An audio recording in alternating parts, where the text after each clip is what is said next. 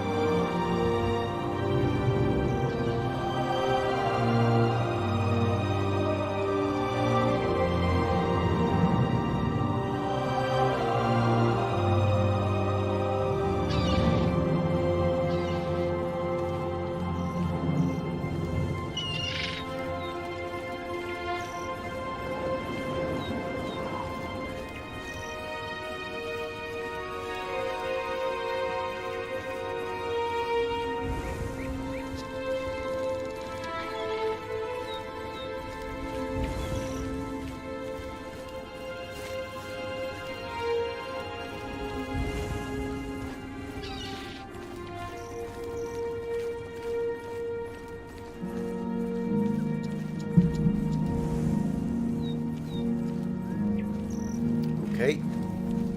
Welcome, welcome. Kind of a informal beginning tonight.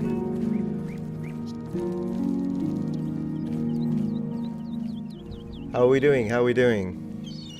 Good evening. Purple is the best color. Purple is a good color, Siot. Hey there. Joel 666666666. First time chat. Arcamagos, hello. Time for some very pedantic Elder Scrolls. Absolutely, the way the Lord intended. Yep. The Sicilian stud. Hi, hi. The game has a funny sticker on it. Dawnguard, Hearthfire, and Dragonborn. Hello, hello, Raven. Hello, Angel Fire. Gotta make sure that setup is just right. Absolutely. Absolutely. Talking about that, let me see if I got the controller. It's not sponsored by Coke, but you can't see it, so that's fine. Let's get that controller, because tonight, ladies and gentlemen, I'm thinking there are a few things I'd like to do with Skyrim. Let's get rid of the music for a moment. There you go. Great. Let's close it. Live streaming. Fantastic. Okay. So we got the controller, right? Yep. Yes. Good. It's on. It's on. It's on. It's on. Let's do it. Headphones it is. All right. Been working on a very good project, by the way, for the second channel. A video I'll post tomorrow, and I'm really looking forward to it because I think you're gonna like it. By the way, we need a little extra. There you go. That's it. Now we're sorted. Sorted. Hey, Knight Percival. Konnichiwa to you. What's up, Metatron? Not much, Western. Just having a nice Skyrim evening. Yes, there is my Roman armor in the background. It's my Loriga Segmentata, Core Bridge Type B. Yeah. Nothing like a big dude growling about Valhalla to get you through a workout. I imagine. Hey, nice helmet there. Makarev. You were listening to Viking Metal. That's what it was. Cool stuff. All right, let's get started. Start right away. So Steam it is. And we're gonna do Elder Scrolls. See if we can find a mod for a Brigandine. If not, we'll just, yeah. Where is it? The Elder Scrolls. One of these nights I still have to find a way to make Morrowind work. Because the other day, Todd wouldn't let me play. Todd? What a muppet. Hey, Gig. Margarita, good to have you here. Good morning, good morning. Okay. Let me check those volumes. I guess Skyrim is a little too loud. I think my voice is okay though tonight. It's not clipping. I'm not clipping. Oh, did I start Civilization by mistake? What the heck? What am I doing? Professional streamer, let's go. I wonder why I don't have 100,000 followers on freaking these platforms. All right, Skyrim. I think I thought Sid Meier was like Elder Scrolls. I don't know how. I don't know how my brain did that, but if that's how we're starting the evening, oh, tonight is going to be a long one. There it is, play. Voice is good, good Gig.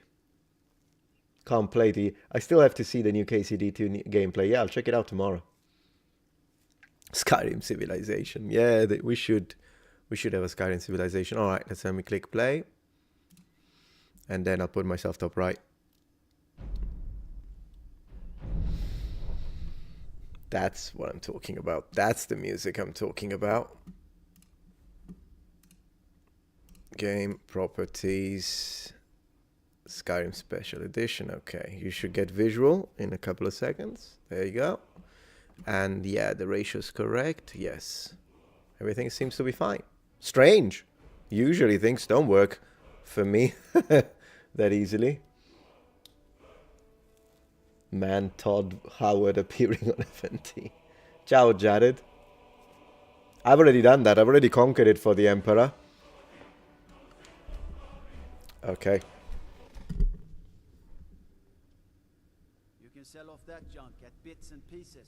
Alright, so Solitude, yeah. That's where we were, I believe. Let me just double check that the, let me see, settings, how are we doing with... Yeah, master volume is good. There we go. Are the voices good? A little higher. There you go. And we're good to go. Let's have a look at the Romans, just because it's good. Brings you luck. Look at these guys. Wow, that's a nice... Look at this. They're all looking at me. Or you. Who knows? Great. All right. Let's go. Lydia. Roman Lydia. Been up to the Blue Palace. It's a sight to see. What do you mean play at home? Oh, you mean in Skyrim? Probably the one you can build. The lake manor. Let's jump it. Boom. Haha. So this is what I'm looking right now. This is what I look like, which I think it's awesome. From Black Desert. But yeah. Anyways. Oh yeah, I said I wanted to see if they had brigandines. I just don't think I can find them. I mean, I'll check in a second, but let me have a look at the situation here. How are we doing with items? Oh, I gotta sell. I've got to sell, ladies and gentlemen. See if she's got some money. Yeah, character looks great, Fortus. I'm sure you'll find what you're looking for. If not, let me know. You're off to bed, Siot? No problem. Good night. Hello, random Dale. Deal. Viren said you got here just... Some might call this junk. Okay, so has she got money? Oh yeah, she's got a lot of money. She's rich. She's rich. I'm not selling her the amethyst because I think I can turn it into a more valuable, with my smithing skills, I can turn it into a more valuable piece of jewelry. I don't need a maid robes though. She can have these. Bone meal, maybe we'll keep it for now. Clothes. How do you guys read it in English? Corundum? I've always read it corundum, like as if it were Latin, because it sounds like Latin. Dragon bone, dragon scales, thank you. Dwarven shield for now we'll keep. Man, flawless garnet, where the heck did I find that? In one of the mines. Yeah, we're keeping those. 19 daggers, thank you. Oh, yeah, we got all the nails. That's why I need to put these things, like the materials for construction. I shouldn't carry them with me, should I? What a muppet. I think we can use the silver ring to make it, to put the something on it so that we can sell it for more money. I don't care about frostbite. Well, I guess I'll keep it. You never know in life what you can need. Look at this sword. Look at my sword. Yeah. Anyways. Vampire stuff. We don't want it poisoning, infecting our inventory. Okay. So I think we sold what we needed. Does she have anything we could buy? I always buy corundum. Lockpicks. How many do I have? Because I always buy them. I probably have so many lockpicks. It's insane. Let's get this silver. We can use it. Alright. Let's see if we can make some jewelry for a profit.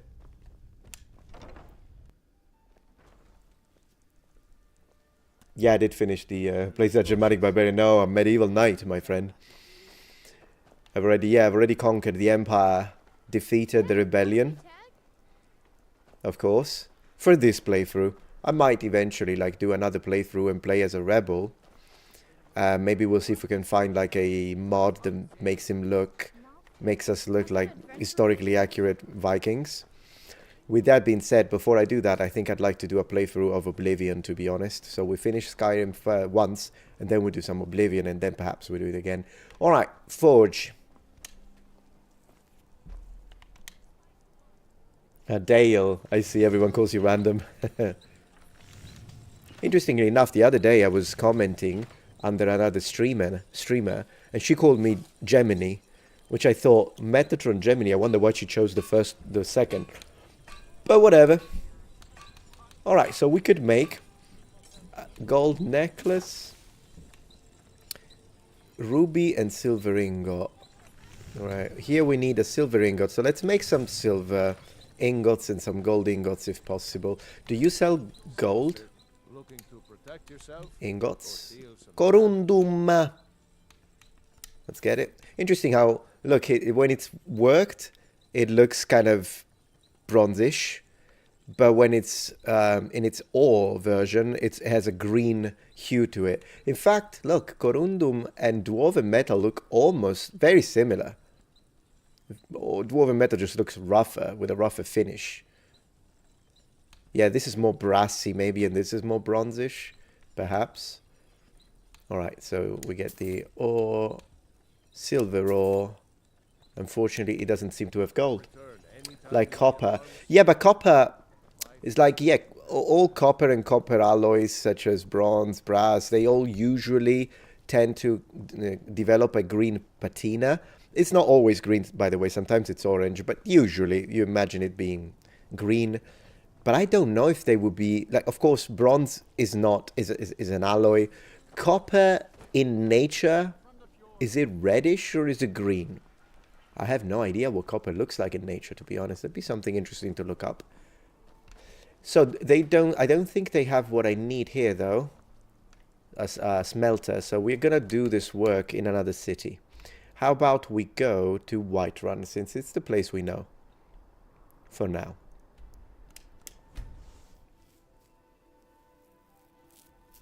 Reddish, you say? It's possible that it's reddish in nature as well. I know it's reddish after you make like an ingot and whatnot.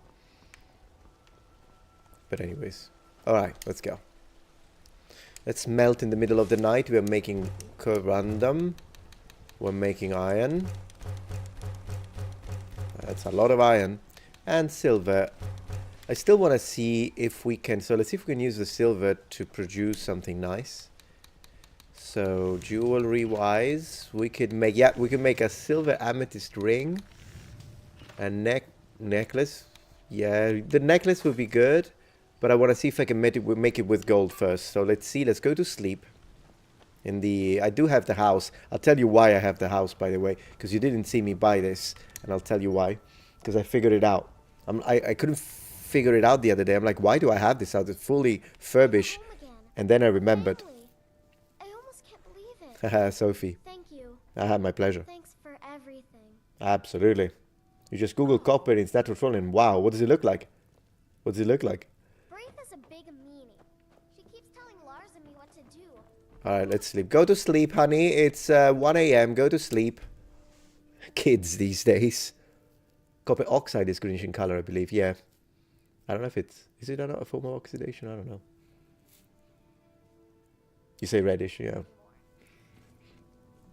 Yeah, I read it corundum. I read it the Latin way. Anyways, good morning.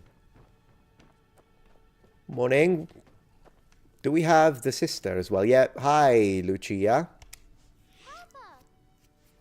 Yeah, maybe with the gifts later. Bye. Don't want to spoil them. Wanna be nice, but you gotta be careful these days. Sleeping until noon. Yeah, exactly. Reenacting my real life. No, I'm joking. I wake up at 10 every morning, which I know it's still sleeping in for a lot of people, but... And the only reason why I wake up at 10 is because my wife kicks me out of bed. She's an early bird. I'm definitely not. I'm a night owl. Anyways, do you have gold ingots? I don't claim. Take a look. You don't claim to have gold ingots. Orichalcum. Silver ore. Steel ingot. We'll get the silver ore. I think we should look for a gold mine. That's what we should do. Have you met my father? He's the steward up at Dragon. Hey, I always thought, I swear, I always thought he was her father. Instead, her father is Avenici, the guy, you know, I think he's an imperial who like works for he's like the counselor for the Jarl. But it took me forever to figure that one out. And give me the lockpick. Let's get the iron ingots. We get a bit of the ore. And I guess... Blades, helmets, pretty much some anything to suit strips. your needs. Thank you. So we can level up a little bit. Good doing business. Let's go. We always do this. Coalscrape mine in the Reach. What is the Reach again? I forget what names mean sometimes. I help my father in more ways than people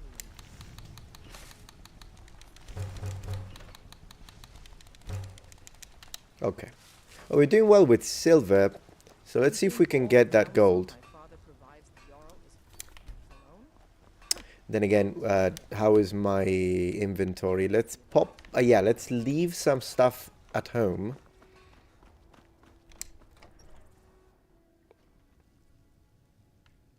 Maybe you just put it in here. Okay. In the... Oh, wait. There's gold. Thank you. Just leaving gold randomly. Okay, so we're gonna put in here the clay. I tried to equip it by mistake. We'll put in here... Oh, we do have some gold ingots. Let me see if I can make something before we go. Still... The unusual gem. I thought I had more construction stuff. Well, that's fine. Okay, so let's see. 10 is unnaturally early for you, Alvin. Alright, so we've got the iron, excuse me, God. We've got the iron ingots. It should let us make some gold stuff. I said iron, I meant gold, of course. Let me see. Well, we can make it because we have it. I don't know what I'm doing. Got some good. Okay, so if we go to jewelry now... Yeah, we can make... Alright. Oh, no, so I see. So with gold, you need... sapphire and ruby, which we don't have. I see. So I could make the base, but right. Okay, so let's use the amethyst. Well, I have to say, amethyst with that purple looks really good with silver. Like I agree with the game. For a necklace, it needs emerald, and for this is what makes more money. So let's make this. Yeah. Nice. And then we do the amethyst ring. We do a few of these. Good. And then we just... Okay, the gold for now. We'll keep it. And it would be nice if we can find a flawless ruby, a sapphire, or an emerald. Yeah. Got it. Well, let's go sell these. Let's make a profit.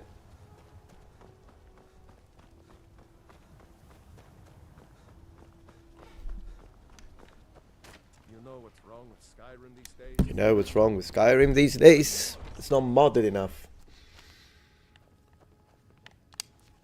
Everything's for sale, my friend. Everything. If I had a sister, I'd sell her in a second. Good to have you here, Mosaic. Oh, a bit of this. Okay, so let's sell him some of our stuff. We don't need 6 ale.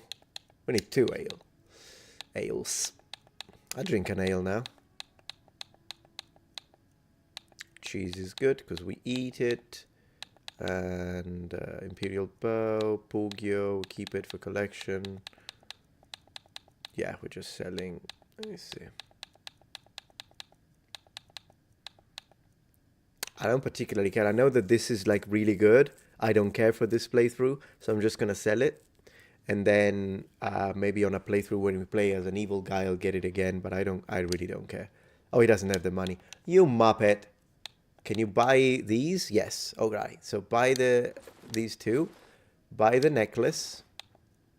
Buy the silver ring. We made some good money.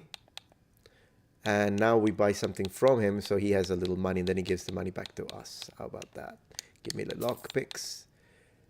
He doesn't really have a lot. Yeah, he can pay for it. He can't pay for it. Do come back. Oh, here we go. I just hit everything.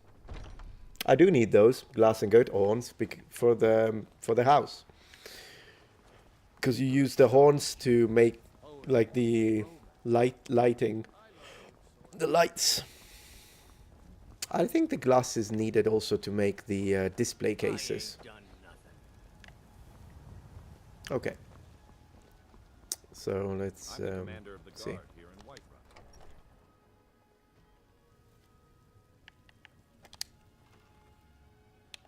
Alright, so we're gonna put some stuff in here that we are not gonna carry with us.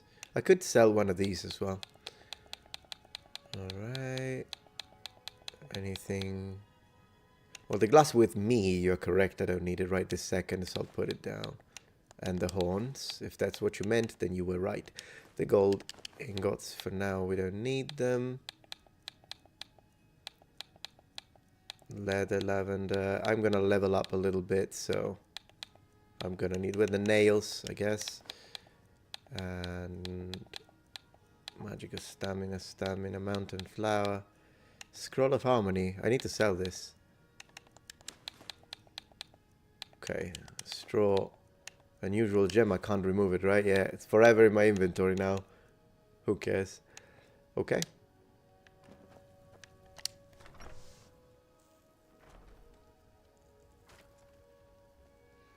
How bad is this inventory management system? Huh. It's okay. I'm sure there are mods to make it better, but it's fine. Okay, so let's level up smithing a little bit. Got some good pieces. If she can move away. Move along. Move along. Iron dagger.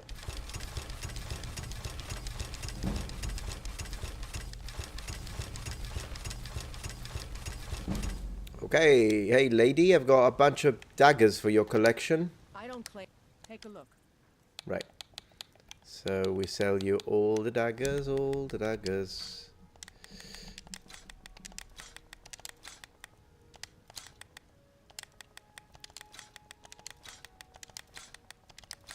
Okay.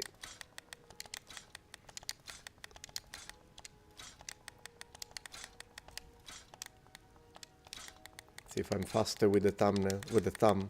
No, faster with the index. Okay. Don't forget to check inside. Thank you, the thank shop. you, thank you, thank you. How are we doing with money? 2,100, that's not bad. Love your shield, mate. Love your shield, mate. I am an Imperial guy, absolutely I am.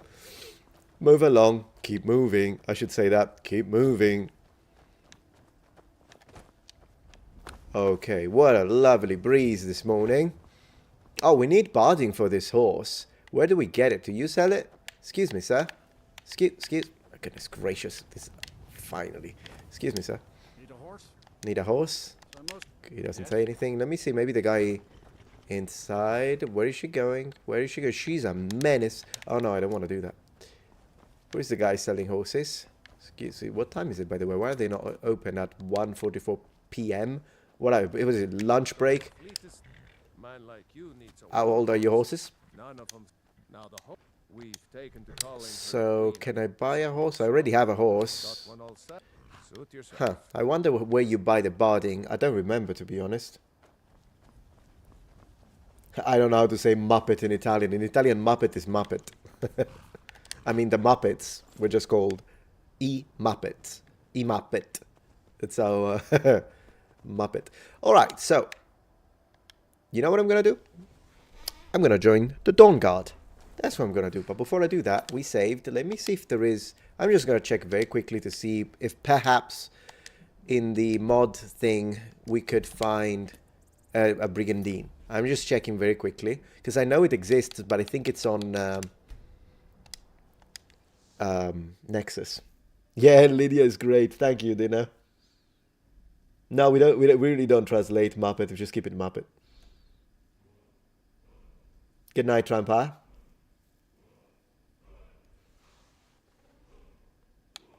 Okay, so creations. Let's see. I'm just going to check very quickly and see what we can find. Because maybe, you know, we luck out.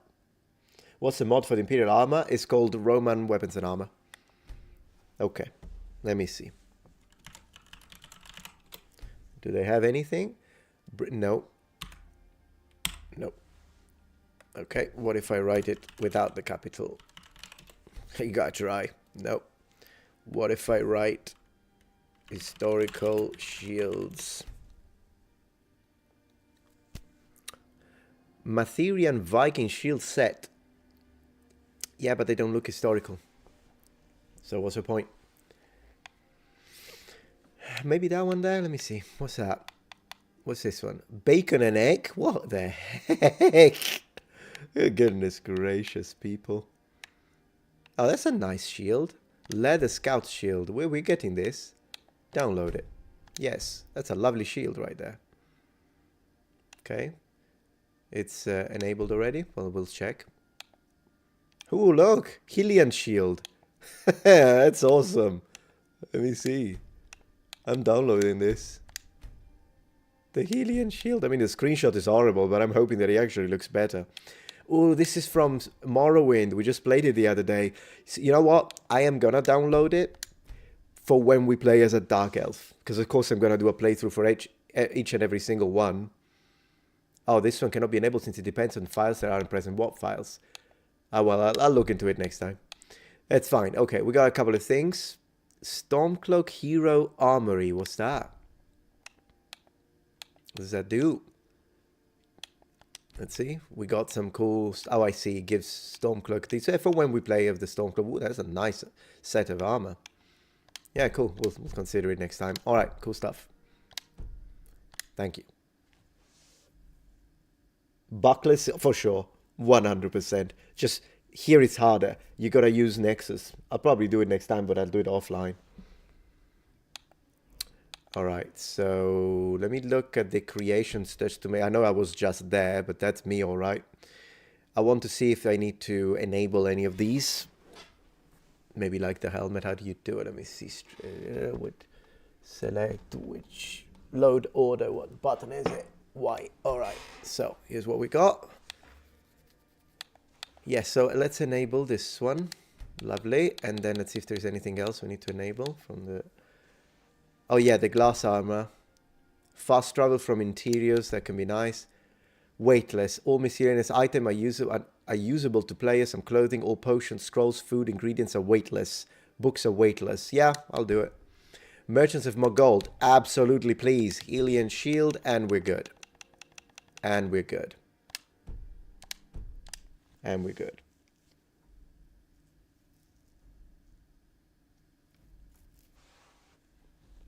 Continue.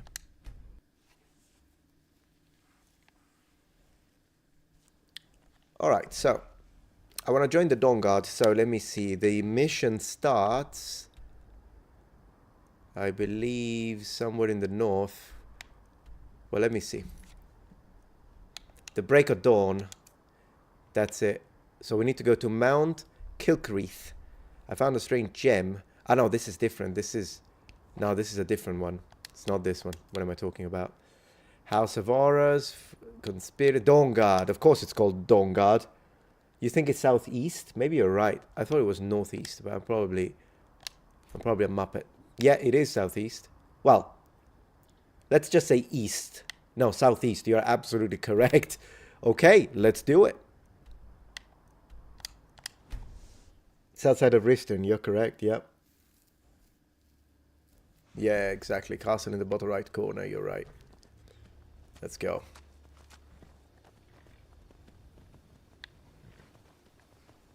Which would be this way. Man, I'm excited to start the Dawnguard quest again. Let me have a look at the map just to make sure. Yeah, we are right. We are correct. I think you can go this way. Can you go this way?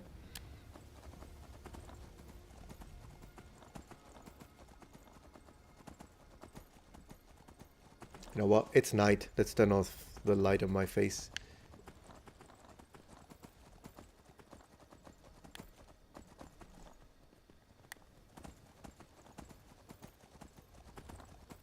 That's the only way, so I'm going right. Be a vampire, you already have sweet vampire hair. With the evil playthrough, I'll be a vampire, yes. But this is a good playthrough, I'm a noble knight. Yeah, you take care of those, thank you. So we're going, yeah, great. I know, poor Lydia trying to keep up with me, exactly. Yeah, we don't need to take care of that.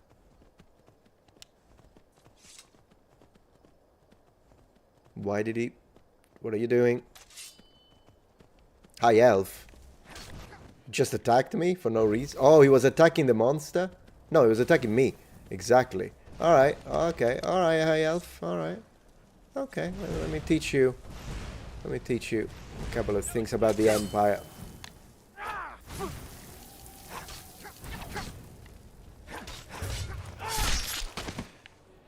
That's it. He has amethyst. We make good stuff with that. A black mage. I don't know what he wanted, but it didn't work. Yeah, sorry, horse. My horse got scared, which I mean, historically accurate. Is there a game you have played or know of that best balances fantastical elements and practicality? I'm a concept artist. Gosh, that balances it out well. I'll have to think about it. I mean, usually one of my favorite games is, when it comes to that, would be Dragon Age Origins, because I love the fact that, like, you have magic, but then there is the whole political scene and how the Templars are making mages illegal because, of course, power of magic needs to be controlled by the authorities. Apparently, I can't go that way. And all that. So I thought maybe that one, Dragon Age Origins, I would say. Okay, so I need to go this way. I was going kind of the wrong way. All right. It's another game we will play on stream. Okay, we need to find a way to go right. Yeah, there we go. This way. Yeah, that's the place. Hey there. Greetings. Dismount the horse before going through the door.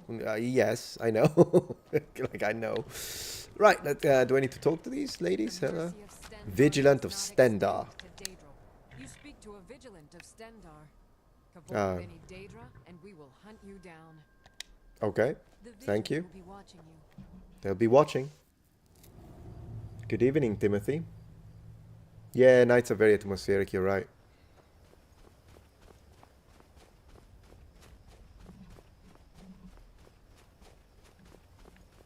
I imagine the horse here is not permitted, no. Because it's like, it's outside, but I believe it counts as a dungeon. Even though it's a separate area, like it's an instanced section.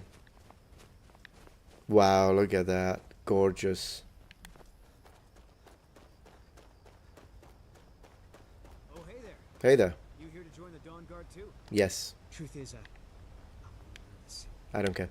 we've been like this before. Wow, look at this. You don't mind if I hook up with you? Hey, don't tell these soldiers if Let me see if I'm going the correct way.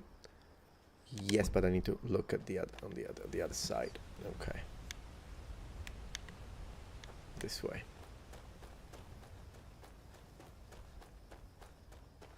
This game saved your sanity? Oh man. Tell me about it. I agree. I used to play this a lot in Japan when I was working like a maniac. We need a shield, by the way. There you go. And it was nice to come home and just after like, I don't know, 10 hours of work and then sometimes 12 hours of work. I mean, now I do more, but this counts as work, so it's like that doesn't count. What a castle! What a, my gosh, this fortress is amazing. Yeah, I'm joining this. Makes sense. You need to, you know, repel vampires and whatnot. You want to be prepared. Give me a torch, please. Because, you know, obviously I'm not a vampire, so I can't. Oh, this is different. It's a battlement. It's part of the battlement Metatron. It is. Hey there. Practicing with your crossbow? Mister? Well, you made it. Good. What's that you're shooting with? Get you sorted out. Okay. Thank you. Have fun with your crossbow. So how do we... This way, I suppose. Look at the palisades.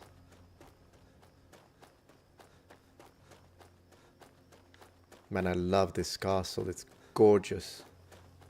Here to join the Dawnguard? Yes, I am. Good. Eastron will decide if you Eastron is the one. Oblivion still is my favorite game. Sir? You know why I'm here. The vigilants are under attack everywhere. The vampires Matriculations. are much more dangerous than we believed. And now you want to come running to safety with the Dawnguard. Is that it? I remember Keeper Carset telling me repeatedly that Fort Dawnguard is a crumbling ruin. Not worth the expense and Yeah, let's talk. So who are you? What do you want? I'm the Dovahkiin. I wish I could say that, like, I'm the Dovahkiin. I'm here to join the Dawnguard. Got a fire in your belly to kill vampires, eh? Yes. Good for you. I've already killed a few, by the way. But look around. There's really not much to join yet. There's not much to join? Just started rebuilding the What are you on about?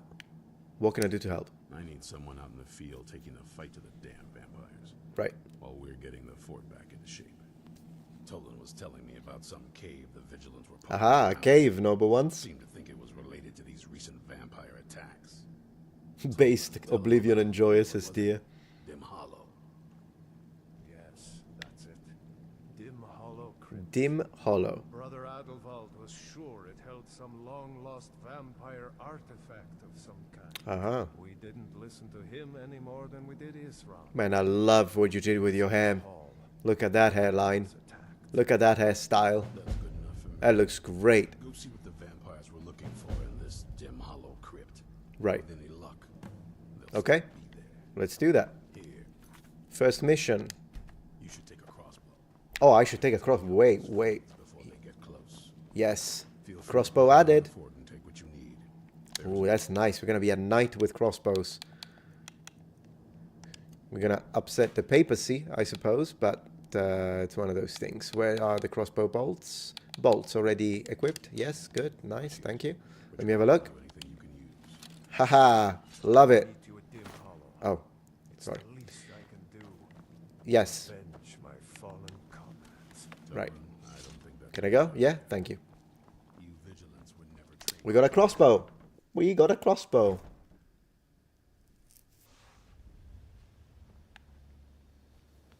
Eastron found something for you to do, eh? Yep. Let's have a look at the map. So we need to go. Let's see the quests. It's called Find Out What the Vampires Are Seeking. Right. Which is all the way here. But luckily, we know we have already conquered Fort Dunstad. So that could be just a walk in the park, just around the corner. Alright. Where's my horse? Thank you. My kingdom for a horse.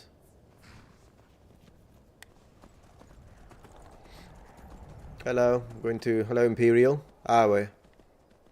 Salve. Tomorrow I'm posting a video about Latin on, and specifically reading Cicero in the original classical pronunciation. I'm posting it on the second channel, and if everything goes well, it's going to be the beginning of a whole series about the sound of the ancient language. And I really, really think the series has a lot of potential. I'm really looking forward to it. That's actually why I started the stream a little late, because I was recording Latin. Okay, I need to get off this horse. Get off your high horse. Get off your high horse. Alright, so let me see if I'm going the right way or not. I think I'm making it harder on myself. You probably should go just around. Just go around. Just go around. Thank you, camera, for the close-up of the horse's ass.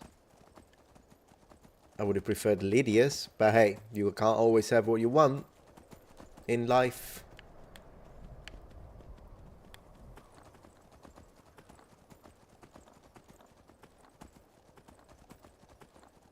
I see. Well, I did I did mod the horses here, and their stamina lasts a lot longer, and they are faster. So now it actually makes sense to ride the freaking horse. Wow! What happened here? Well, might as well take advantage of this. Who's gonna win? Who's gonna win? Ah, the giant is wounded. The giant is not wounded anymore. Alright, never mind. I don't mess with giants. I mess with dragons, but not with giants. Is he coming after me? No. I think he's pissed because the wolves... Oh, where the heck did I go? Just go left. Let's go. I think I got a little confused. I should have married Camilla Verus. I still can. In real life, I'm a married man, but in Skyrim, I'm up for grabs. I don't know what that was. I don't particularly care. I'm just going to go this way. Yeah, that's the correct way. I'm doing the first quest for the Dawnguard. Let me just double check the map. Not yet. But I believe... Is that the right way? Yeah. Okay. That was a nice structure, though. We'll have to come back and check it out. Oh, you know what I played yesterday night? And I've got to record the footage next time. I'll do it for the Protectorate. I was playing Lemmings 2 on the Amiga. And I had such a good time. It's crazy. Like, super old games like that are still fun. You know, the puzzle aspect of it. Ouch, ouch, ouch, ouch. Leave my horse. What am I doing? Oh, yeah, that's correct. Good.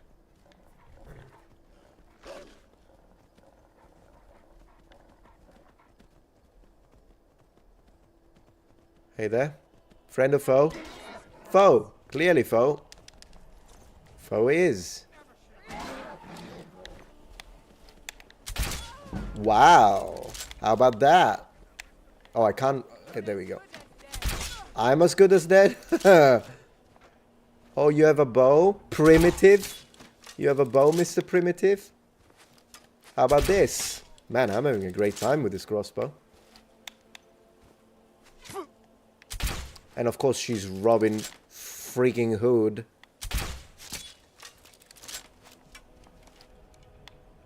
Oops. I think I'm gonna need more bolts.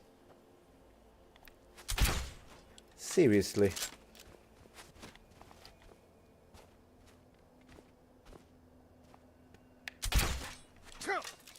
You know what? You know what? There we go. That's a lot of them. They're bandits. Don't hide your armor. Okay. Well. Oh. Nice hit.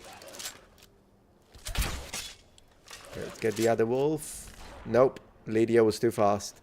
Is there someone in all the way? The Lord Stone discovered. Yes. Can I pick up the bolts? No? No. That's okay. Okay, let me have a look at the map. Yes, this is the place. How do you enter it? Is it up there or do I need to go around? I probably need to go around. I hope I don't fall. Let me save just in case. So that if we fall, Oh, goodness gracious. The other way around? Let me see. Probably. Oh, there is a mine. I love mines. We'll have to check that one out. It's probably down there. I'm probably too high. Yeah, let's go. And we saved. So if we stumble and fall, it'll make for funny footage. Man, the grip on those medieval boots. That's it.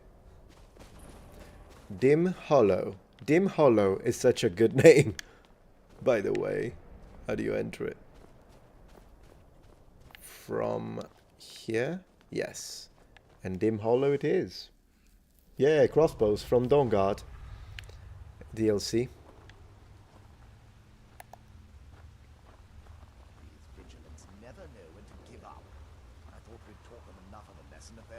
Oh, we're gonna get that vampire. That's what I'm talking about.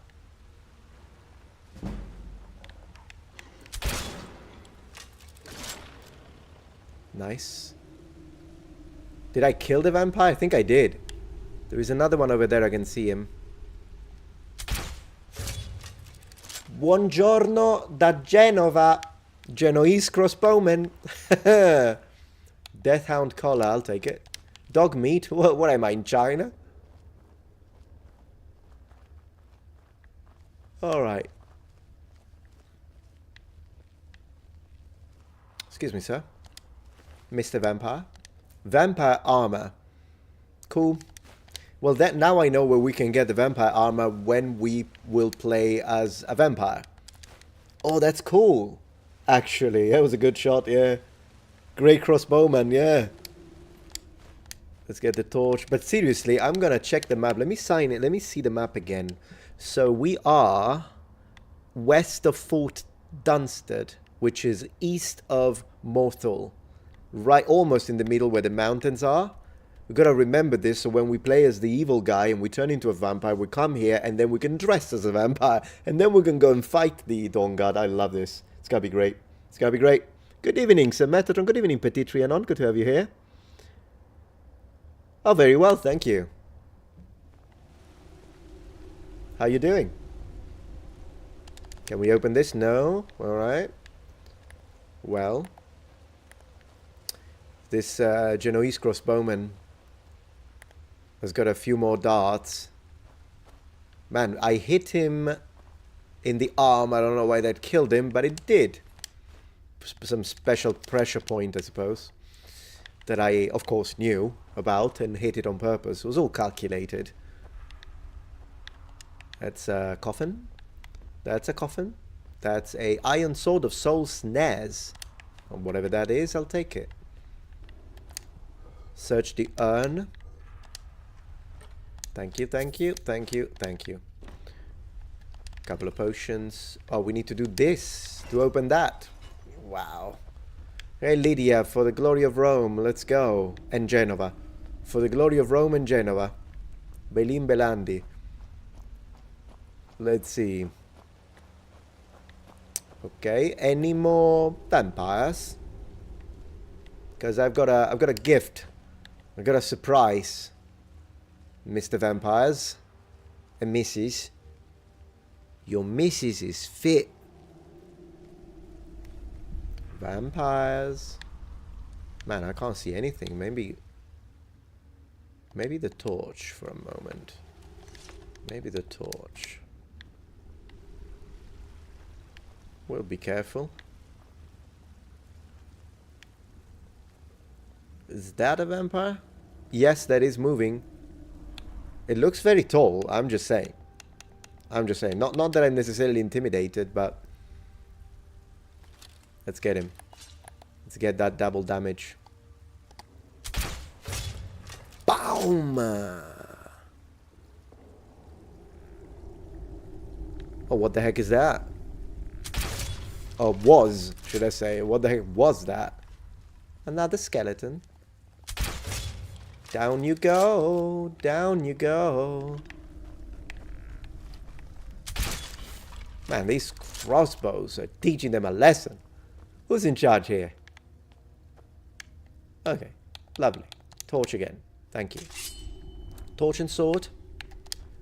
Lockpick, thank you. We'll get a lot of dust. I'm gonna get a lot of that. It was a lady vampire. Huh. Will you look at that? Yeah.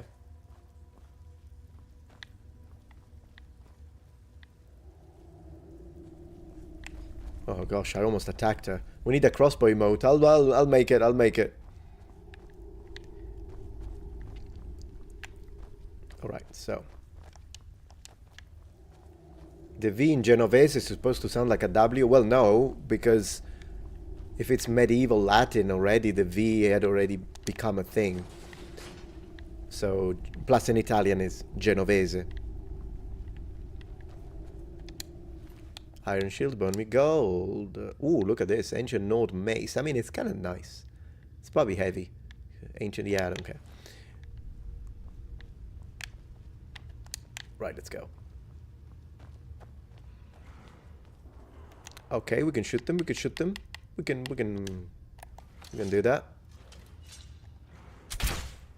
It moved at the last minute. What the heck are they fighting? Oh, that.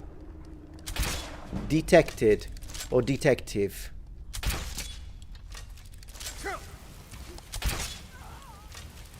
Take it down, Lydia. Take it down, Lydia. Thank you. Alright, good. I hope this stuff can sell well. Oh, they were fighting the... I don't know, I never knew how to pronounce it. Draugr. I do not know. Yeah, Lydia is a powerhouse. Seriously, I'm the sidekick. I can't see anything here, so I need the torch. Torch and sword, come on, we can do it. Little torch and sword.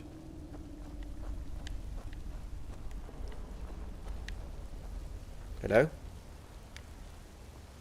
I can hear the skeletons. I can hear the skeletons. Ooh, this one is in armor. Haha, it took me 3 hits because he was in armor. Love that. Hey, what you screaming about? What you screaming about? Loved it. Okay. Right. Any more? I used to be a Genoese crossbowman like you, then I got an arrow to the knee, and a crossbow bolt to the knee probably. Turkish bombard in the knee, goodness gracious. Gold, 2 gold. I mean, could you imagine finding 2 little gold coins inside this massive urn? Like you have to ooh. Who is it? Oh, the dog. Take the dog out. Oh, good. Gosh, she looks scary. Let me drink a potion. I'm gonna go for minor healing. 1, 2, and 3. And we get a little stamina back. Where is she?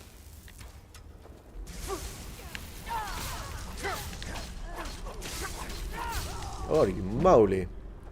Holy moly. Another dog. These hellhounds. Hellhounds. I joined the Dawnguard. That's what you missed. But we're here. First mission.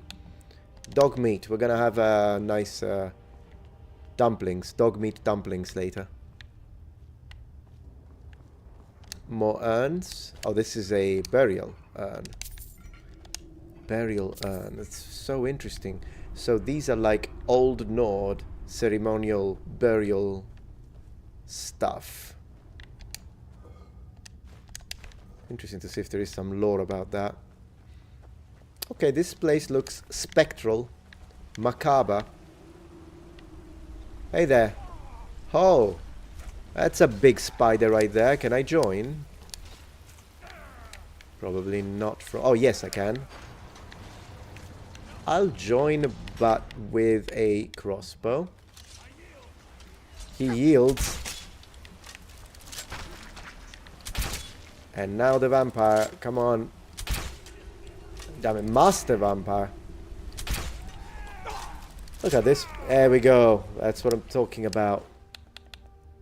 Does he have anything special? No, but we still collect stuff. Good. We took care of the master vampire. Let's see what he was after. First time you see those spiders in Skyrim. I think there is one at the very beginning of the game. I'll never tell you anything, vampire. My oath to Stendar. Yeah, I was just saying it in Italian. Suffering you can inflict on me. I believe you, Vigilant. And I don't think you even know what you found here. So go and meet your beloved Stendar. Where are So they? that was wise, Volkihar. He still might have told us something. Oh, they killed him. The vampires. Let's go, let's go. Where are you? I knew I smelled. Okay, let's take them out.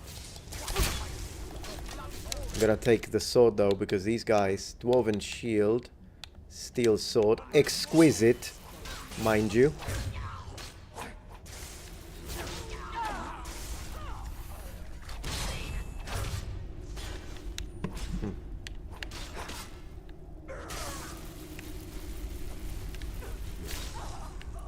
That was nice.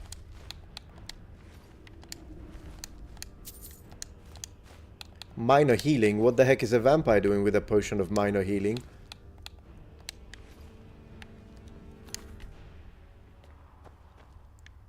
Hello, hello. Oh, you like Serena or Serena. Alright, so this guy got annihilated. Oh, it was a werewolf. Ragged trousers, steel cuffed boots. Huh. He had a belted tunic. Why wasn't he wearing it? Thank you. All right. What's in here?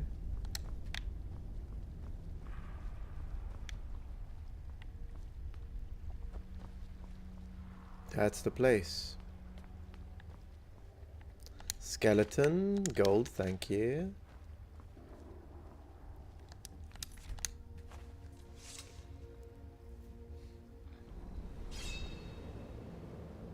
Uh-oh. I have a plate gauntlet. But whatever. Hey, we're blocked. Oh, no, we're not. I thought we were.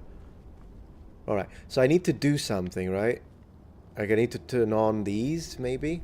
Braziers? Oh, I need to push... Oh, I see. Right. Okay. Well, let's push them all to the... Yeah, that did something. Okay, good. Let's keep doing it. Not exactly what I would call a puzzle if that's all you need to do, but hey, we'll see. Maybe I'm speaking too soon. Did that do anything? No. Maybe that's enough? Oh, we need to connect it, I think. Sorry, my controller is giving me trouble as usual. Okay, so we need to connect it somehow, because I imagine if I push it now, it's gonna do the same animation. Yeah, it doesn't even let me do it. Okay. So we need to connect, so let's see this. Let me see. Let's imagine a point of beginning, such as this one. The thing is moving. This is moving. Moving, but it doesn't connect to that one. So what if we move it that way? Does that do anything? Maybe if we move it this... Oops. I did not mean that, but maybe it is what I needed to do. Oh! It did something. It did something. That's nice.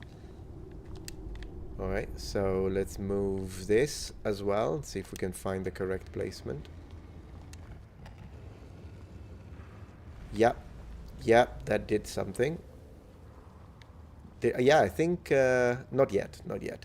So now this... Ooh, what the heck? You feel weaker as the sun rises. Oh no, I'm becoming a vampire. Let me drink immediately. Cure disease. I don't know if it's too late, to be honest, though. Well, we'll see. How can I be a Dawnguard guy if I'm a vampire? Is this it? Maybe. Are they all turned on? This one isn't turned on. So I do not believe that this is it. Yeah, not yet.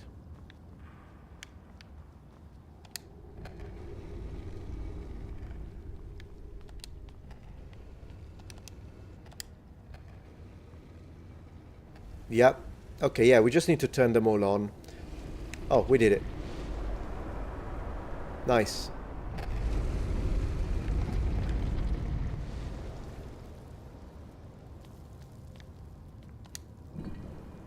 Hi. Oh yeah, remember the vampire girl. Speak to mysterious woman. Who sent you here? I'm not in Italy, Pius. I live in the US. No, I'm not going to be a vampire on this one. So if I have to do something about it, I'll have to do the mission to remove vampirism. Who were you expecting? I was expecting someone like me, at least. You mean like you? Can't you tell just from looking at me? A vampire.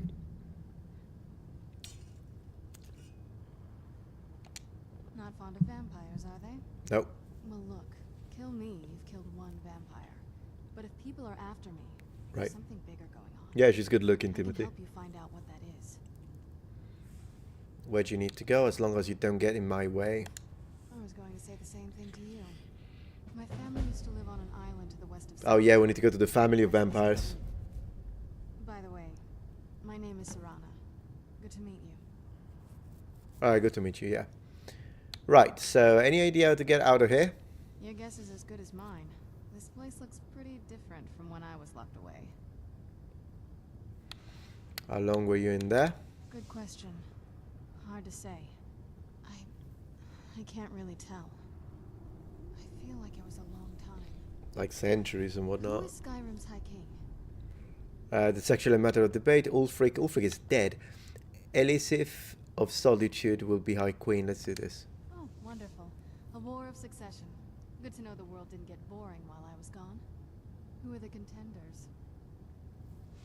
The Empire supports Elisif. Empire? What? What empire? She's what, thousands of years old? Cyrodiil is the seat of an empire? I must have been gone longer than I thought. Yeah. Definitely longer than we planned. Please, let's hurry. I need to get home so I can figure out what's happened. Okay. Is that an Elder Scroll? Yes, it is. Man. It's mine. Sure, why? Whatever. It's complicated. I can't really talk about it. I'm sorry. Okay. Oh, she can trade? I think we should part ways. No. So she's following me, but what about Lydia? She just, I guess, goes somewhere else. Alright, so is there a chest? Or a treasure chest or something? Or no? Because usually... Maybe not.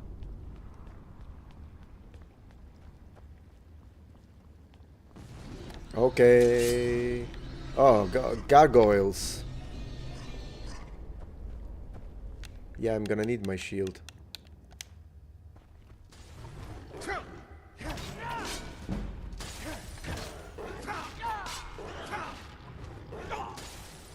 Man, they do a lot of damage. Careful, careful. Let's get some stamina, let's get some food. A little ale, a little dog meat, a little cheese, some goat cheese. Yeah, I'm gonna have to drink the other potion. Let's do that.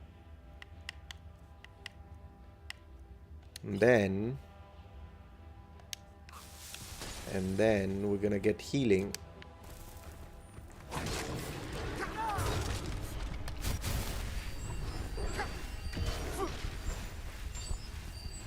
Oh gosh, oh no! I fell! How do I get back there? I imagine this way. Well, she's gonna destroy the... Plus, I think she's essential, right? Essential character? Man, those gargoyles were hitting hard.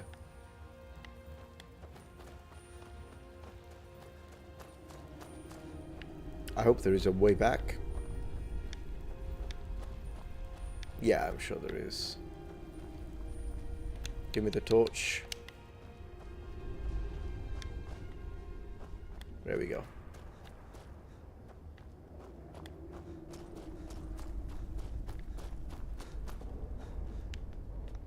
She alright? Where did she go?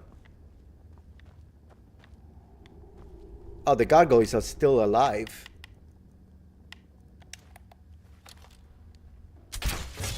Got one. Got one. Yeah. See if we can get the other gargoyle. Maybe we get a double damage. Nice. Crossbow all the way.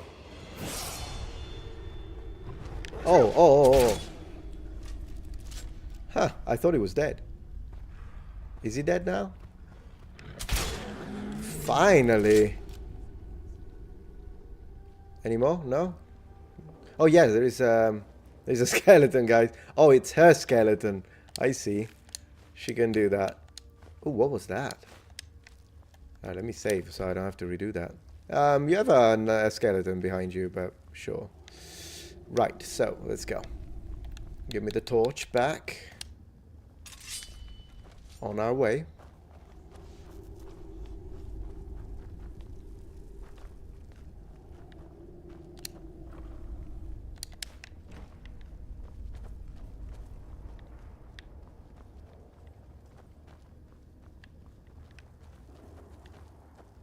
The visibility is kind of tough in this area, isn't it? It's difficult to see. Maybe this way.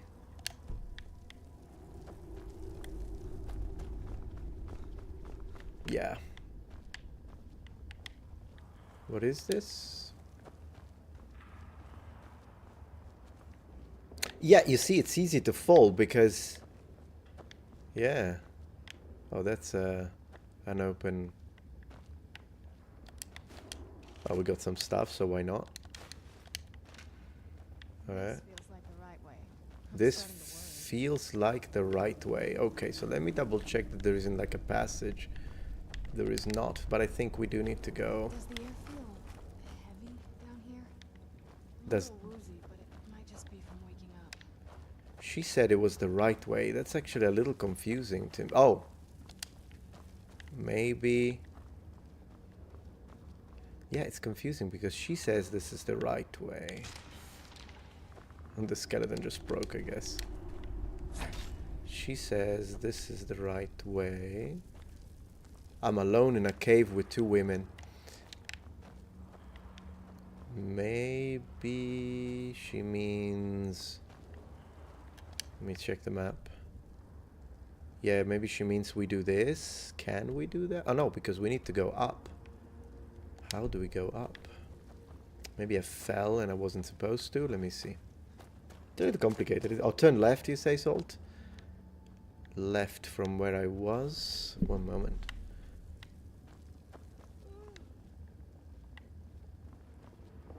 Yeah, that's where I fell. What if I did this instead?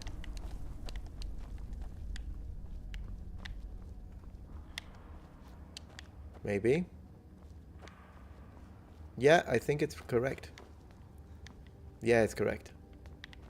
I think.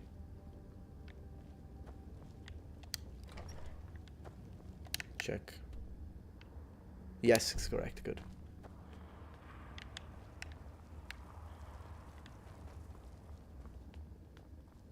All right.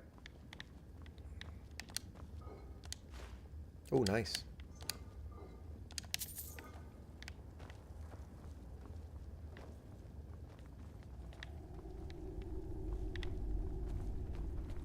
No more gargoyles, please. Who's there? Uh-oh. Well, at least there are no gargoyles.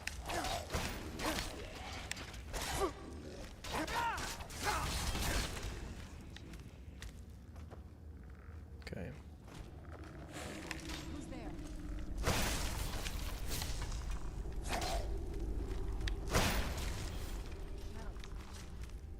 Yeah, I keep it. Oh, okay. There we go. Sometimes I get confused to which undead is on my side. What's this? Gold. Nice. Okay.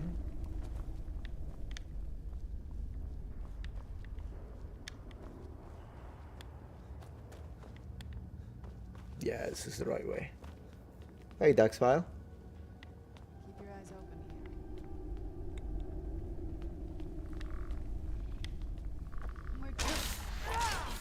open here. What did he have? Where'd you come from? Take him down, take him down.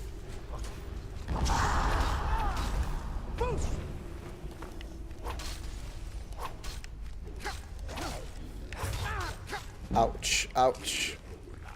Give me the magic, give me the magic.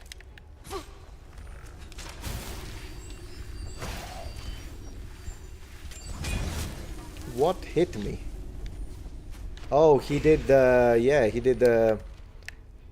Okay. Give me the crossbow, please. Are you the enemy? Yes. Uh-oh. Nice. There is a skeleton there.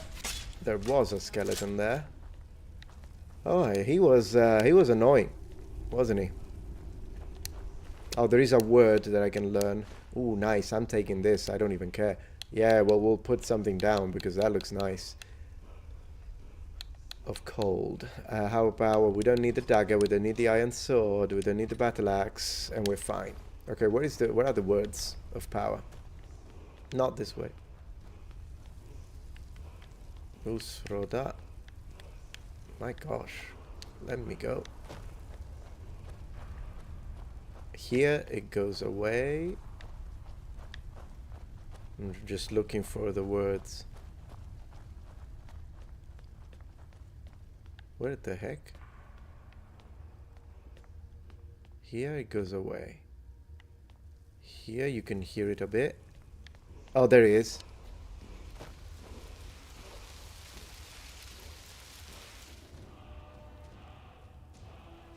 Stamina, drain, vitality.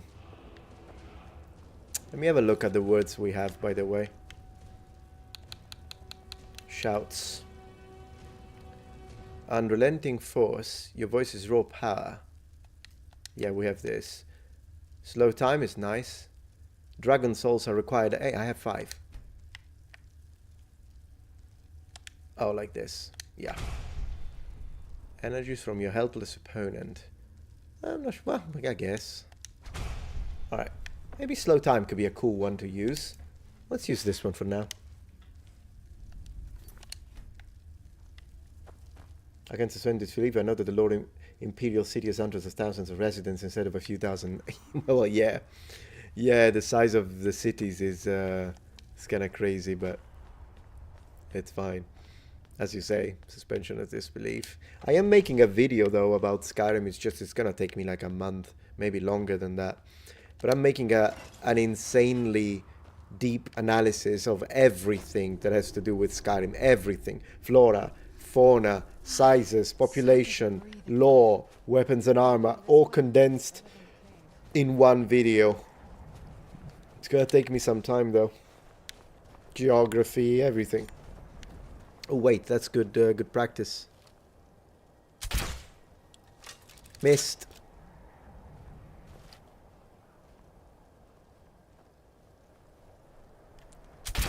Nope. Maybe I shouldn't waste the bolts. Maybe I should save. I need to yeah, re-equip the sword. So I just read it now because I was in combat. Okay. Oh, wait. I did it. I calculate. Oh no, come on. It did the animation. That's weird. If it activates the animation, I thought it meant it's a hit. That was kind of weird. Can I hit it? I can, ladies and gentlemen. I can. That was a nice hit. What do you want, Serana? So it's Serana, her name, not Serena. Serana. This goat had some gold. How about that?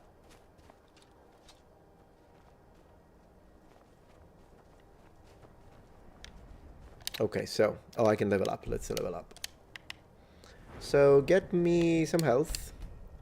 And let me see.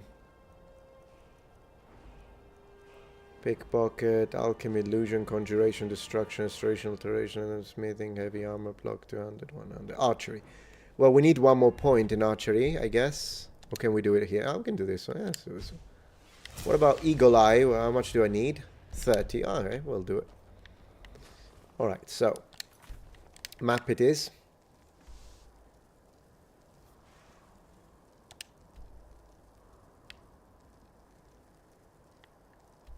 Lead Serana to her home. What's closer? Fort? Yeah, the fort is close enough.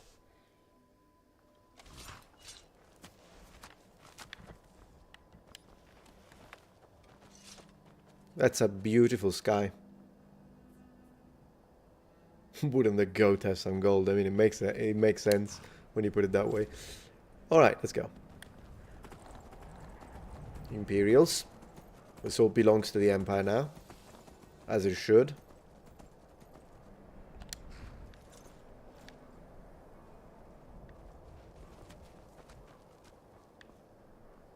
Yeah, because the vampires live like on the coast, right? In an island, actually, now that I think about it. Man, if this had Conan Exile's fall damage, I'd be dead already 15 times.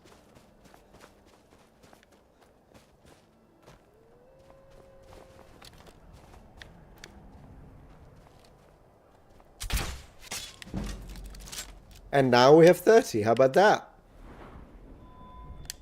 Let's get that Eagle Eye. Now we can zoom. Let's try. I can't try it because I don't want to waste the...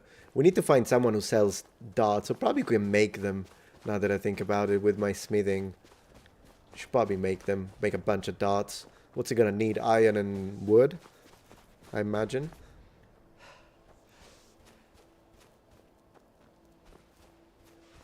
Yeah, we're zooming. Yeah, that's where the vampires reside. That's the vampire abode. And there is a burrow. Yeah, maybe not now, but we'll... Oh, these are not hostile, are they? I don't think they're hostile. I'll leave them alone. They're being hunted, though. By what? What are you guys? What? Hunter? I don't need to kill hunters. It's fine. It's funny though that they are like making fun of the beasts. You're as good as dead. Haha, look at that zoom. Oh, but I need some. That's fine.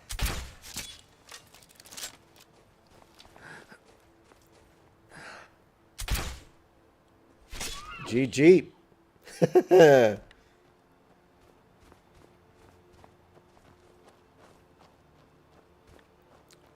Okay.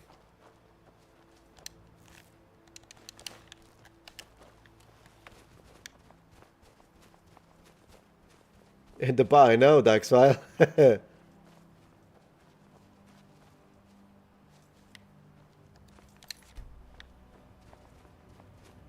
Okay, so we're going down that way. To the vampire. What do you want?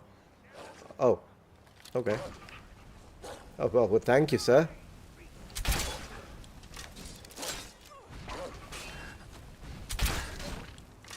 Well, I'll take the pelt. Thank you, sir. Very much appreciated. Oh, the elves helped me. Thank you. See, and then people say the Talmor are bad people. Will you look at that? They were nice to me. Ooh, that's a perfect target. Look at this. Mud crab. I think he's somewhere there. Oh no. Oh wow, that was fast. Right, so how do we need to do it? Oh yeah, here is how we get there. Can you swim it, I wonder? Or does he have to load like a different area? To Castle Volkihar.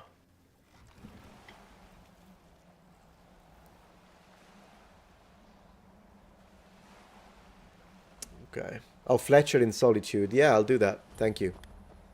I'll go to the Fletcher after this. Let's have a look at the vampires.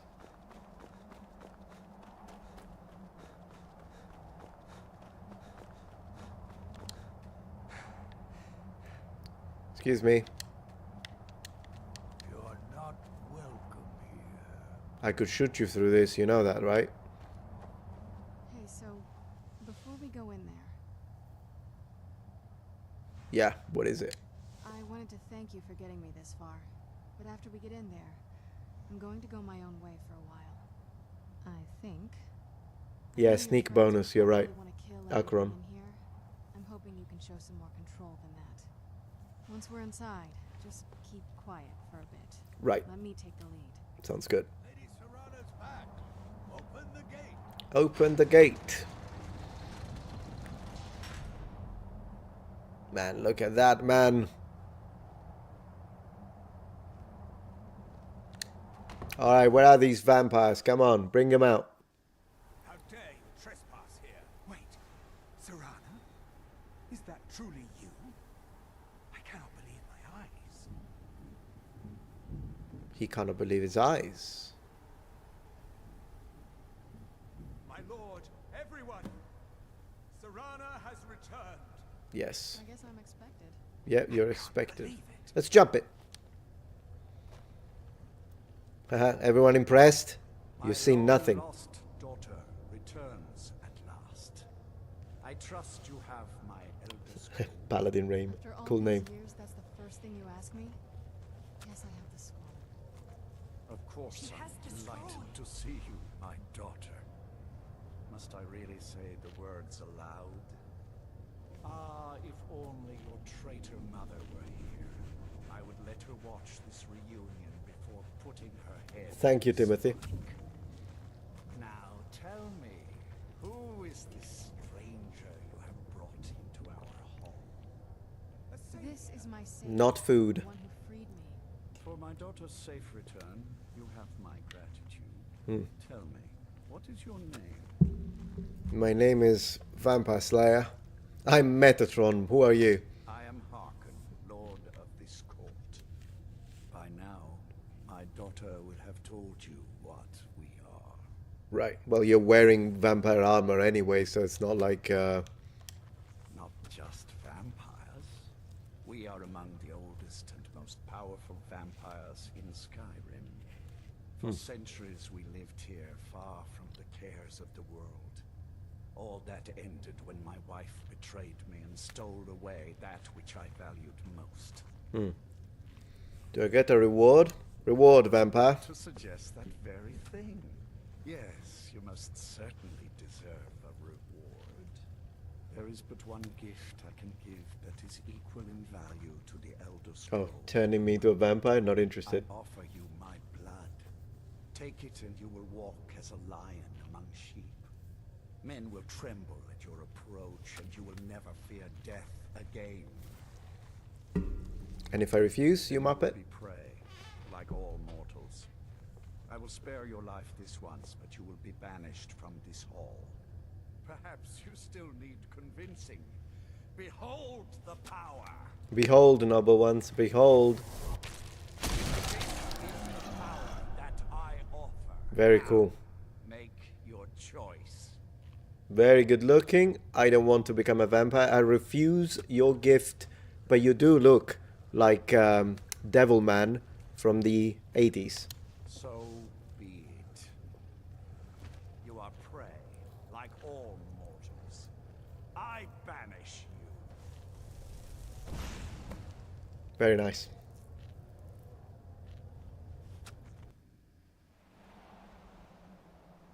Pretty much, loco. Haha. Yeah, I don't know if this that we are seeing now, the vision problem, is because I am a vampire. Like, I don't know if I turned, in which case I'll have to figure out a way to unturn when I was fighting with the vampires, you know? So let me take the helmet off and let me look at my eyes, because I need to know. Did I turn? Do I? Nah, no, I look normal, I think. Yeah, no, I think I'm fine. Well, we'll see. Is there a way to know? Is there a way to know if I got like the look at your status effects? Where do you see that? In what? I turned it into a Sicilian. Under spells. Oh, okay. Spells like here. Distraction, illusion. You mean over here? Magic. Scroll down. Oh, active effects. So we have Fortify Shouts, Imperial Luck, and the Warrior Stone. So I probably, yeah, no, I'm fine because I did drink the heal potion, like the cure disease, right? So I should be okay. Or am I wrong?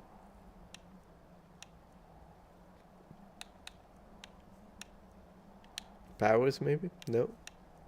Oh yeah, what does this do? Calms nearby people for 60 seconds. Cool. Yeah, it looks good. I think we're fine. It would say sanguines, yeah. You should be fine unless you go to sleep and have a nightmare. Yeah, okay. Alright, so we were banished from this place. What happens if you just go back in and attack? Cure disease works if you drink it soon enough. Yeah, but I don't know. Or the shrine. I don't know if I drank it soon enough because it already given me the message saying that sunlight, I feel weak in sunlight. So I don't know if that already meant that it was beyond the healing or the curing of disease, or it doesn't matter because I still hadn't fully turned. It was just letting me know that I was starting to. Not sure. If you go to town, people will say you look ill. I see. If you were a vampire, Serana's father would have known. You think so? Do they have that, like, they organize the quest that way? Cool. Alright, we need to go back. How do you go back? I need to go to the keep, I guess. Well, let me check. So, now that I've done that, speak with Isran. Alright, let's do that.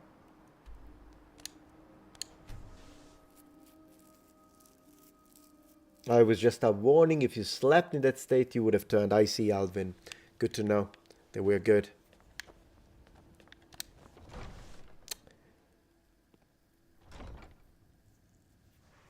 You would say we are an inferior vampire. Really, very cool. Well, we'll do it when we play the evil playthrough. Am I in the wrong place? This doesn't look like where I'm supposed to be. I think I'm in the wrong place. Sorry. You could say they're at...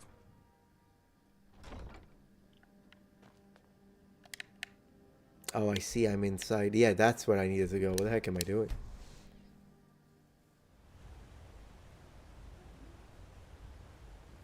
Alright. What a game.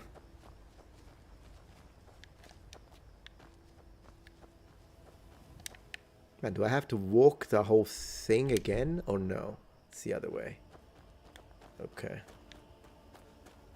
Yeah, I have to walk the whole thing again. That's insane. I wish the teleport was directly like there at the castle, not having to walk the whole thing again. Who the heck programmed this? Think, guys, think. Am I right? It's not that I'm trying to be annoying, but imagine after the 17th mission.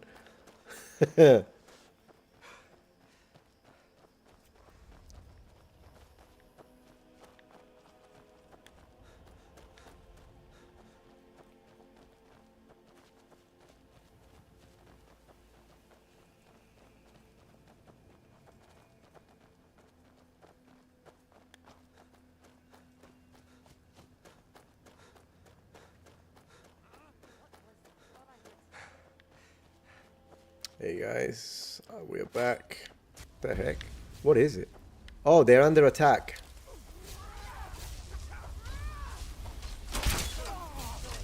Oh, I hit the wrong guy.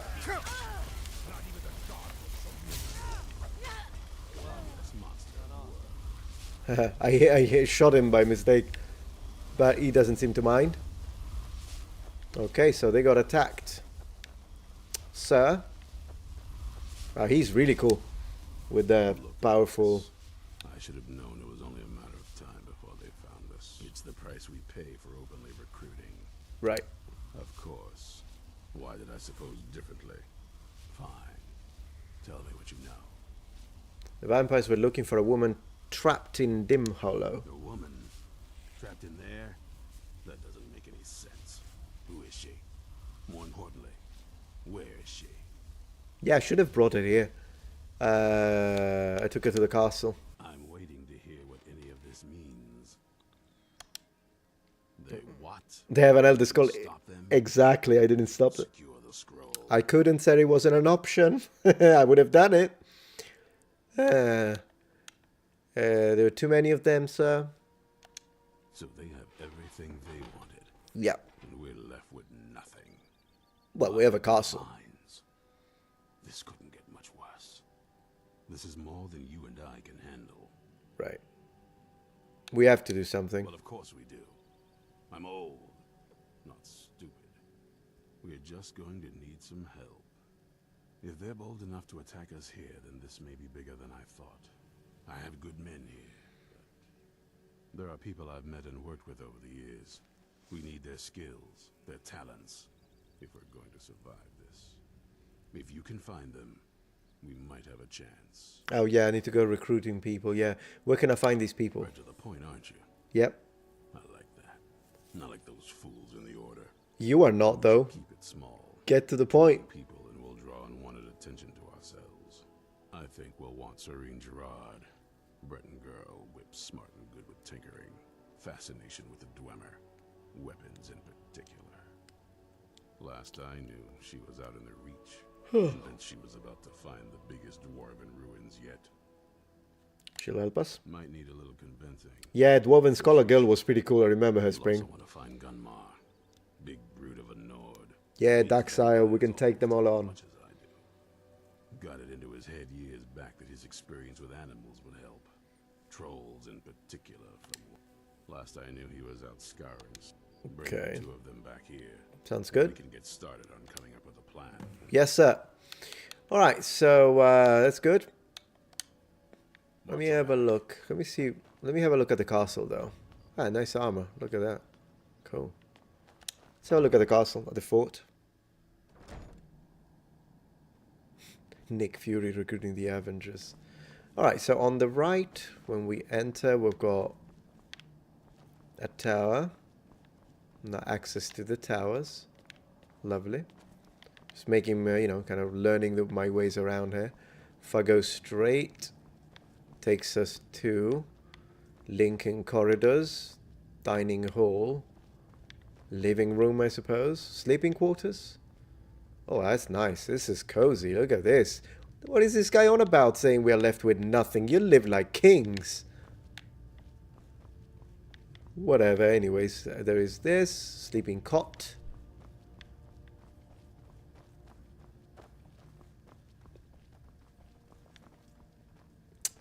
Yeah, look at this.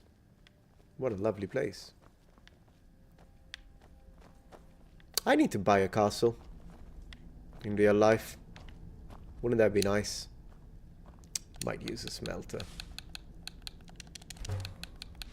I swear, if I ever become rich for whatever reason, say like I don't know, I hit it off on YouTube, actually do it, or like I win the lottery, I'm buying a medieval castle, and on the second day I'm inviting Shad on the castle, spend like a week in the castle. Wouldn't that be funny? Be fun. Leather strips. Get some leather and more leather strips. Alright.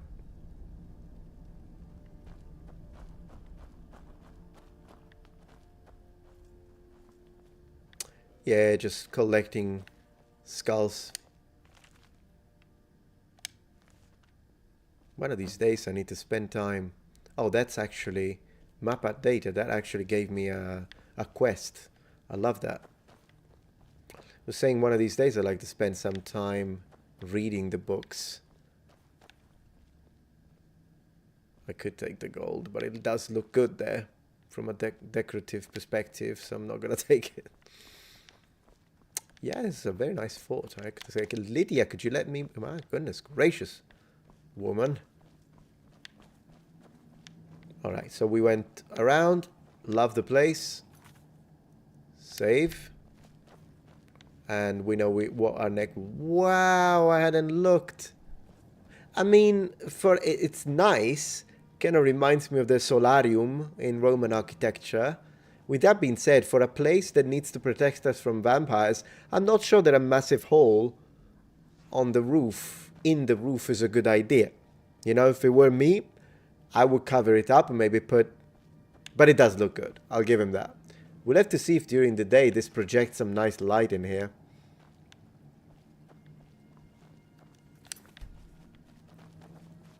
Alright, cool stuff. I think for Skyrim for tonight, I'm kind of done. But I'm not done with the stream yet. You can see what we've got. Let me move the chat over here. Oh, it's a great game, Skyrim. Okay, so I'm moving chat here. Moving the other chat over here. You guys know of any cool video? We could check deck with them, see if there is another one of his fights. Oh yeah, he made a response video to me, right? I should check it out. Let's do that.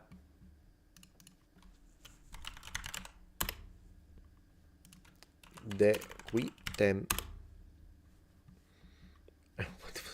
I don't know why it gave me, but I need to show you this. Ah, what a day. What a night. So I was saying, for some reasons, I wrote deck with them. Oh, with a C, that's why it gave me this. I don't know what this is, but with a Q. There he is. Behind the scenes, the Brigand's response to Metatron YouTube. Let's go. He looks awesome, and I need a crossbow like that. Let's see what he's going to tell us. Hi. Hi. I'm Dickvitem, an armored fighter in non-choreographed...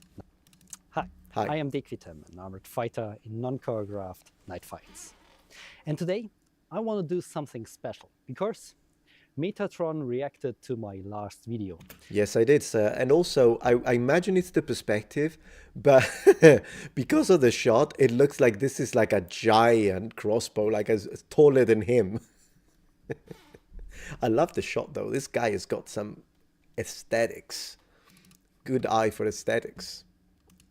Actually, need to move the chat over there. There we go. One moment, I need to move the chat. I need to move the chat, ladies and gentlemen. This is, there you go. Now we're back. So, sorry. Where were we? Yeah, I have to respond to it, right? Let's go. And now, it's time for me to react on his video. But for all of you who are not interested in a reaction video, this is something more. Yeah. This is also and behind the scenes. And I thought it was going to say, this is also a threat, and then take out the rondella he's got there. want to talk about how I made this small film. So let's start the video from Metatron's channel. And of course, I'm looking forward to your reaction to my video. So let's start. Just the other day, I made he's gonna react in kit on the side, casually looking at the phone. Love it. Love it. Video reaction to the channel Dequitem, which is an awesome channel. Of course, I'm subscribed. And he just on the 20th of December, he released a new video called Peasants versus Knight. I'm probably cutting his head off because of where I place my camera, which, I mean, we don't want to start a war, do we? So let's just not be disrespectful. Disrespectful. Realistic, non-choreographed fight. And I think this video is really good. I haven't watched it yet. And looking at this very first shot, I think this is going to be awesome. So you've got to react to it. Now, considering the fact that this is a 3 minutes, 16 seconds video, I imagine my video. How many cameras do we have? Reaction would be like, what? 6 minutes? 8 minutes? I mean, well, I don't know. You know the video duration. I don't just yet. So I'm sure you'll let me know if I was wrong. His face. I'm so gonna zoom in. His face. In the comments. Priceless.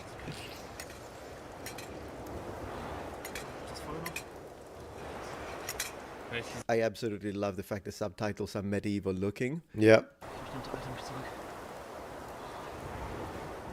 I agree with myself. I feel like I have to scream because of the wind. All these conversations were made without any preparation before we started recording the video. So we don't talk about what the actors, so my friends, the fighters, have to say before. I am one of the fighters, always. So it was very important for me to start an intro without me in the intro scenes, because I have to move the cameras. Well, that makes sense. I mean, I'm a little self-centered. I think I'm a little. I'm an attention WHORE, so I guess that's why I didn't think of that. When I make my videos, I'm always there, like all the time. It's a good idea. I can learn from this. Interestingly enough, so it's not just improvised, non-choreographed fights. It's also fully unscripted. So the things they say are fully improvised. Love that. Very authentic. And when we start the fight, I will place the cameras around us and hope that they will get a good shot on the... Hold on a minute. He's wearing a helmet. I should be wearing a helmet, right? I'm going to go get a helmet. Let's do it. Let's do it, number ones. I'm going to go get a helmet. I do need to change in chat, though. 1 second. I'm just going to put reacting. And let's remove Elder Scrolls before Twitch goes nuts. Just chatting. Boom. Updated. Be right back.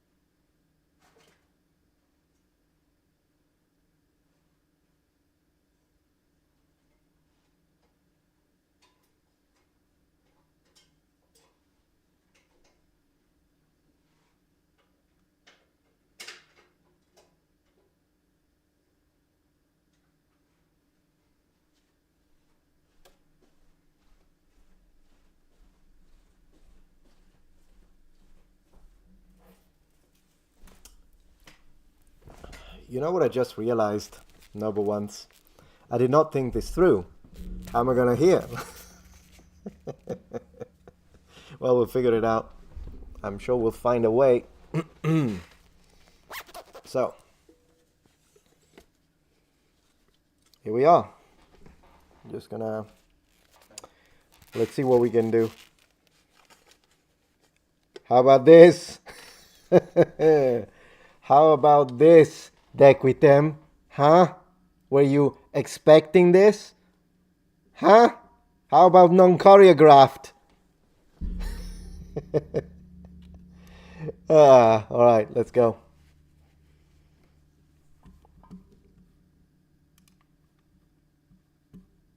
Am I top right? Yeah. Like, can I hear him? The fights. And yeah, because we don't know how the fight will end, I can't be sure about it. So it's try and error, and we always do a couple of videos, and the best scenes and the best fights will come in the final video. Now it's raining. Of course, it's always when I have to record videos in North Germany, it's raining, and yes, I will be wet. Move to Italy, mate. Never rains. At least in the south.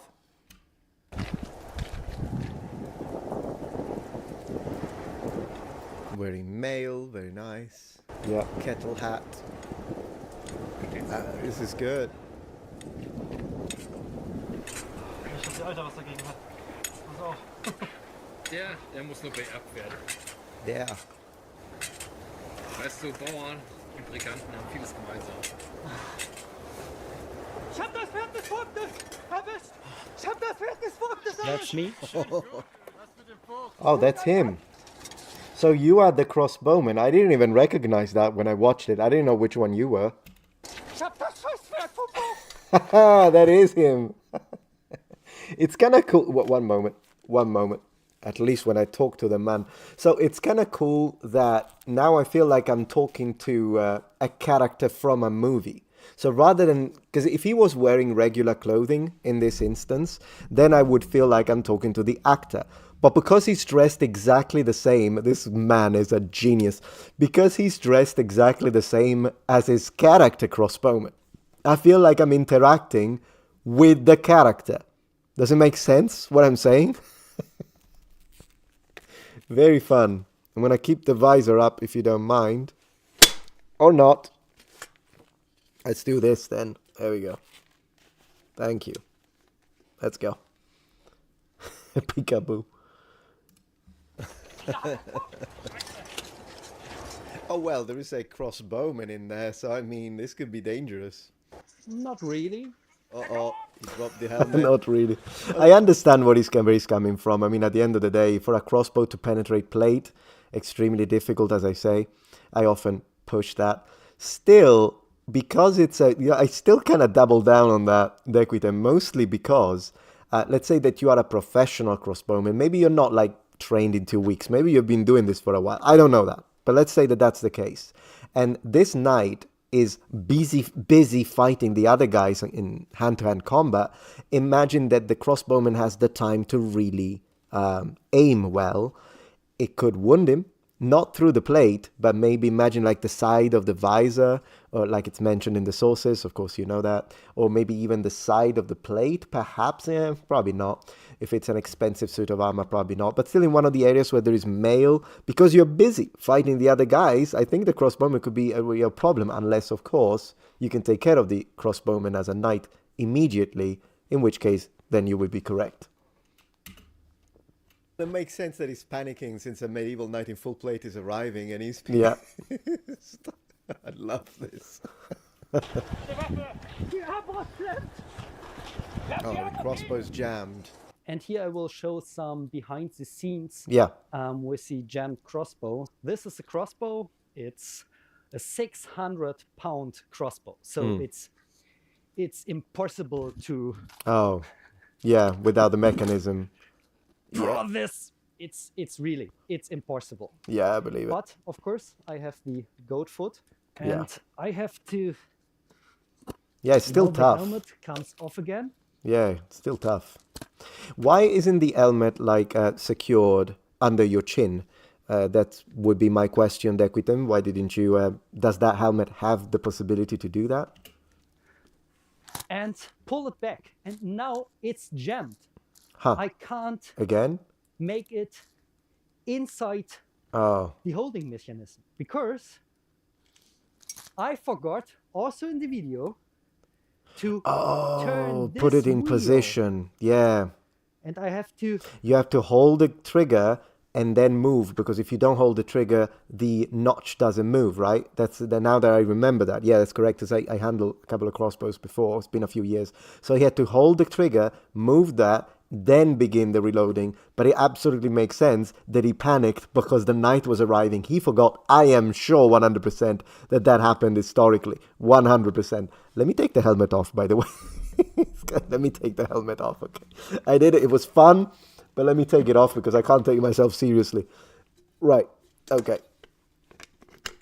Ha ha ha. Now, nice. So you also see how the helmet comes off. There you go. Splendid. Okay, now that we are back to 2025, let's go. Interesting, fascinating, behind the scenes. Love it.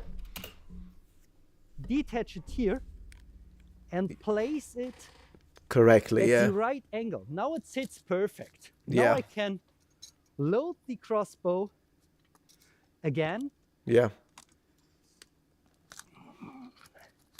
and place it. And place it, yeah. Yeah, yeah, yeah. Now I'm able to fire. This was a bolt we had with us, but of course I didn't manage it to load it. Would you have done it though?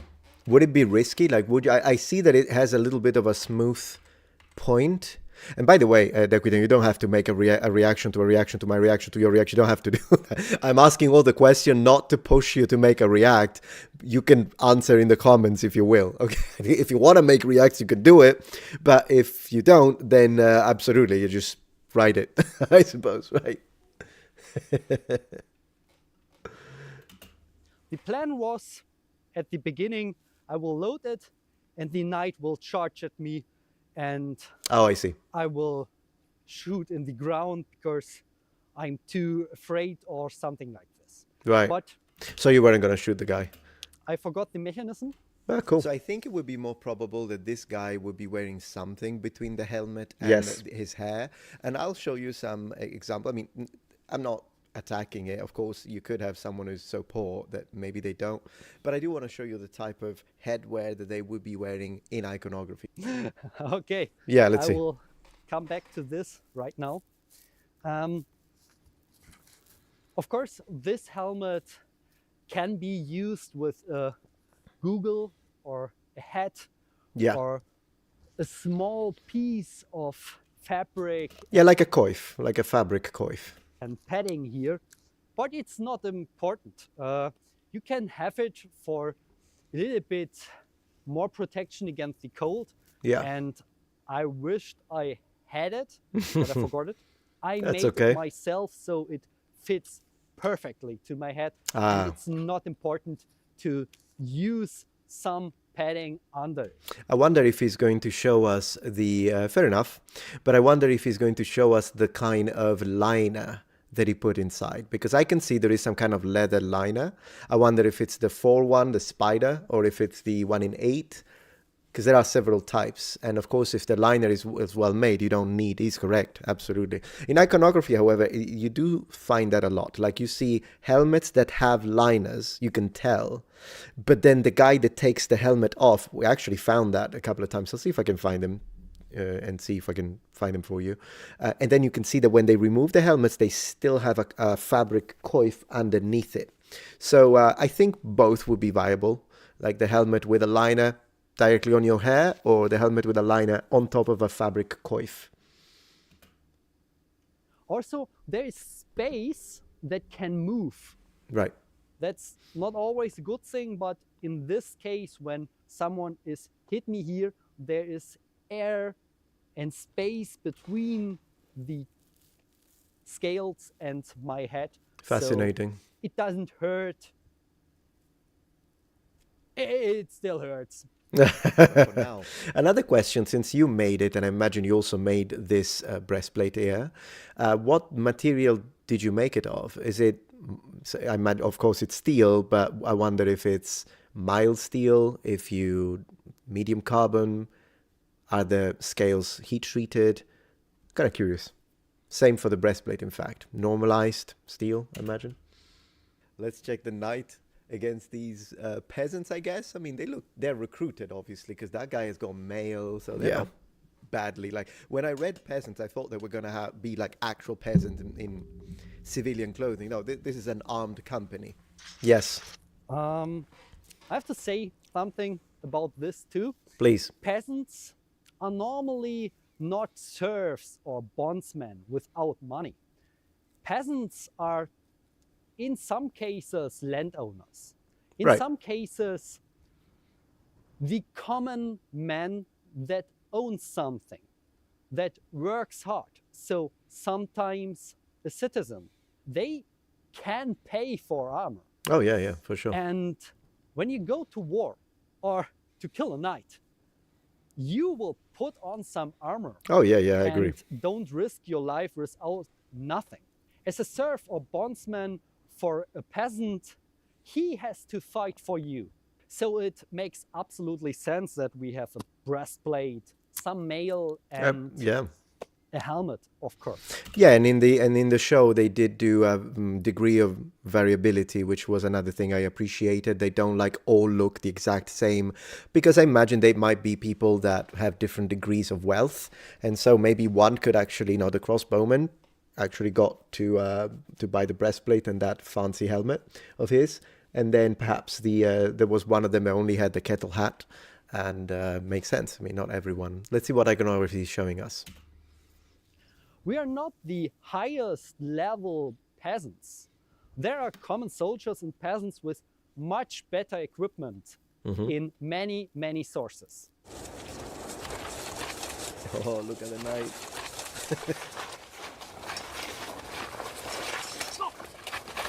Oh, he's out. Oh, he's out. He's out. Yes, the knight hit me here, behind the jacket, inside my chest. Oh, that was a precise shot.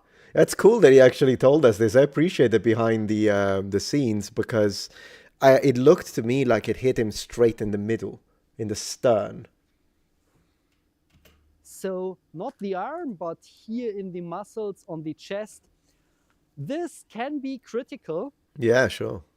This oh, is an look, example of a yeah. polearm, and this beast hitting here can kill you. Absolutely. I mean, look at this. Imagine that, because it looked like a quick thrust, but still, if it did manage to go through completely here, so it wasn't even stopped by the jacket part, then imagine if it got this much penetration. Yeah, your lung would be punctured. And even if you're like lucky and it didn't get you in the heart, didn't go through underneath the armpit, which is a direct route to your heart. But let's say that didn't happen. Still, it would puncture your lung. It could go like in between your ribs. It could cut through a rib, possibly. Also because, you know, bone, living bone is different to deal with than dead bone. They're very different materials. Maybe not in the first seconds, but I was a dead man since then. Metatron. Imagine also the shock of being hit like that. Even if he's correct, like sometimes adrenaline will keep you alive. You can see that in police camera, which I don't know how they are allowed on YouTube or whatever. I watch a lot of like police cam footage, and you can see sometimes people get hit like 7-8 times. And maybe there is drugs involved, it's possible, but whatever. Even if it's adrenaline, when you are in combat, whether it be modern or whether it be medieval, even classical antiquity, unless you hit someone and penetrate the brain, the heart, cut the throat, a lot of other targets which are lethal don't stop you immediately. That's why, believe it or not, if I had a maniac running at me, depending on the situation, particularly when we were talking about early firearms, I would rather have a polar weapon, a spear, because if you stab a crazy man with a spear, the whole shaft and the weapon is going to block him. So he's going to stop coming at me. But if you even shoot him sometimes, he won't stop. He will keep coming at you. So there is that. An arrow as well might not. If you hit him in the eye, it's, you know, there are some areas that will probably block it. But being hit like he would be out of action. I agree. We'll mention it later. The polearm and mace of the knight were rubber weapon. This is a rubber weapon made by Dominus Gladius. Looks good. And you can see there is flexibility in it. This one is sharpened by me, but yeah, it will hurt, but it will not kill you. Injure you, yeah. Injure you badly. Yeah. But it looks better in some fight films. And of course, they are heavy. There is no moving in these heavy parts, but you can survive them. That looks like a meat grinder, that side. And that's the way how I make my videos when pole arms are involved. I see. Link to the pole arm is in the video description. I'll probably have to buy it, honestly. That'd be nice. Like, not necessarily for content production. For content production would be nice. Daxfile is saying it's a critical shot. I agree, it's a critical shot. Best weapon of all time, the poleaxe. I agree, Alvin. I really like poleaxes. Of course. Very versatile. Oh man, this is good. He lost the polearm. Uh-oh. Boom. Some of these strikes hurt a little bit, but yeah, I believe it. Knight still holds back a little. I see. Oh man, this is good. With the dagger, yeah.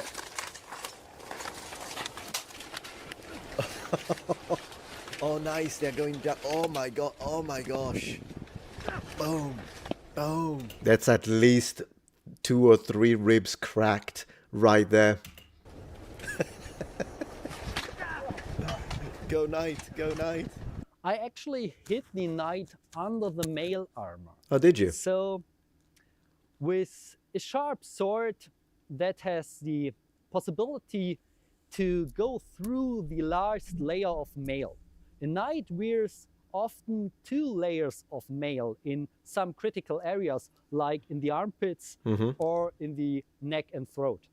So, if you can catch with the blade under the eventail, it is still possible to get stuck in the standard. Yeah.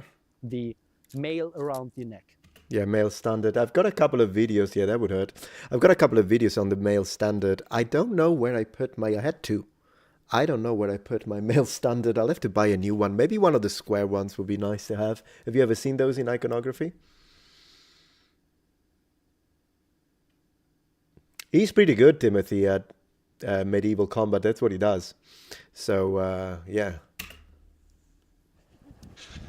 Oh, oh, yeah. That will do it. That will do it. That will do it. The last hit looked really hard. He butchered all of them. Awesome. Yeah, that's what training and full plate plus expensive weapons, I guess. He had a poleaxe, he had a mace, like a flange mace. It's not a must-have. He butchered all of them. I had a great time. It was so cold laying there on the ground. Yeah. This was incredible, Dequitem. I loved it. I loved it. What was the temperature, Dequitem? Because the other day I shot a couple of videos in full plate. I don't know if you saw them. And because I was making content about it. And for you guys too. I don't know if you guys saw them, because I know that the algorithm is terrible. Knights are beasts. I agree, Darth Revan. So I made these videos outside, and it was 0 degrees Celsius. So 32 Fahrenheit. And it was okay. It wasn't too bad. But this is Germany. Right? So I imagine it probably was colder than that.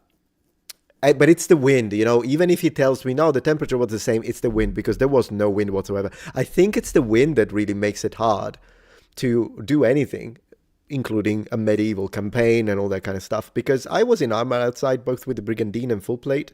Helmet, no helmet. 0 degrees was not a problem. But because there was no wind, because of the wind they had on that day, and even on this day when he's filming, it's the wind that makes it really tough, isn't it? So let's dissect it, shall we? Okay, so the first thing I would like to say once again, congratulations to Dequitem. That was awesome. I agree with myself. So I would like to begin by saying that I sympathize with the knight. He's absolutely right in being pissed for the crossbow peasant unaliving his horse. I mean, killing a horse with a crossbow isn't that easy. Metatron will mention that a horse is a big target. But if you hit a horse in most areas, it will not kill the horse. Oh, yeah, for sure. Like how big it is. I think I did mention this on a video many, many years ago, a video that I made, which was more of a, rather than an educational video, was a thought-provoking video.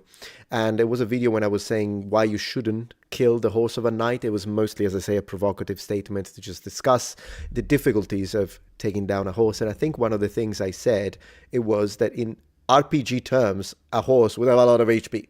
So yeah, they're not easy beasts to take down by any means. They can be taken down clearly, because otherwise, why would they even come up with the barding? But it's, as he says, yeah, I think if you hit a horse in the chest or you hit a horse on the sides with a crossbow bolt, maybe it depends on the poundage. Well, he'll tell me that. I think he's more experienced with crossbows. And I wonder if a horse would survive a longbow arrow to the side. Probably. What do you guys think? Penetration-wise, I'm saying. But in general, yeah, if you got to hit it in the head, you got to hit it in the throat, probably. Thank you, Haywood, for the support. Italian versus Argonian versus Khajiit language comparison. That'd be nice for the other channel. Cold wind is harsh. I agree, X-File. It's really, really tough. Rip horse, yeah. You still have to deal with the built-up kinetic energy coming at you. Indeed. Indeed. Depends where you aim and whether horse is armored. Yeah, of course, barding is going to make it really... I wonder if this horse was... yeah, Mr. Crossbowman. Was the horse barded? That's another thing we want to know. Not immediately. Maybe at the end of the day. If yes. you didn't hit the eye or a perfect shot to the side so that you stop the heart. Oh yeah, like the horse penetration. Is very hard to kill. And even if you hit the heart, the horse can run another 100 yards or even more. Fascinating. No, it's not. Exactly what you were saying, guys. Like, yeah, you hit the horse, it's still going to come at you. And then it's going to die on you. Good luck getting up. Raining, now it's snowing. Of course, these peasants have got a certain degree of armor. And the weapons that they're using are actually pretty good. I mean, apart from the one that is kind of looks like... The man catcher, I couldn't remember the term. Trying to pin someone. I mean, I'm not sure about that one when it comes to effectiveness against a full-plated armor. A knight, but whatever, it's fine. The weapon he mentioned is a man catcher. And indeed, it will not kill a knight. Of course, you can't kill a knight when you grab his neck. But it was the most important weapon to win this fight. That's a good point. So he's saying pretty much you would use it to pin it. Be nice to see it. I would like to see you make it work. I know that they were used historically. Don't they have like a ratio for it in the sources? I'm sure you'll tell me about that. But I think it was like, what, 1 man catcher every 5? Every 10? I'm terrible at remembering these exact numbers. I had the same problem when I was trying to remember how many, the ratio of gunners in and archers in feudal Japanese armies of the 15th century, which I still think is 1 unit of gunner per every 4 of archers, but I cannot remember where I read it, and therefore I can't double check it. I'll find it. Of course, peasant can also have a lucky shot like I nearly did with the sword. Yeah. But in this case, the best option to kill the knight is to pin him and stab him from multiple angles. For sure. In this way, the man catcher who can catch the neck of the knight is the best option to kill this knight. It's fine. I mean, they use what they have. That's okay. Fair point. Maybe if I was that farmer and I had, as we said, a dagger or a short sword or anything he else, also really had the would dagger. try to use that. So regardless of that, they are kitted. So these are not that easy to take out. And of course, numerical superiority is an advantage. But we have to take... I pronounce it weird. Is... to consideration that probably maybe they're not that experienced, that these are not veteran men-at-arms perhaps, and so I imagine they are somewhere in enemy territory. And then yeah, this guy with the crossbow he does have a breastplate, so as I say, these are kitted. Now this guy on the left appears to be wearing no armor whatsoever, so if I were the knight, probably I would try and take him out first, because that would be the easy. He used gauntlets and helmet later.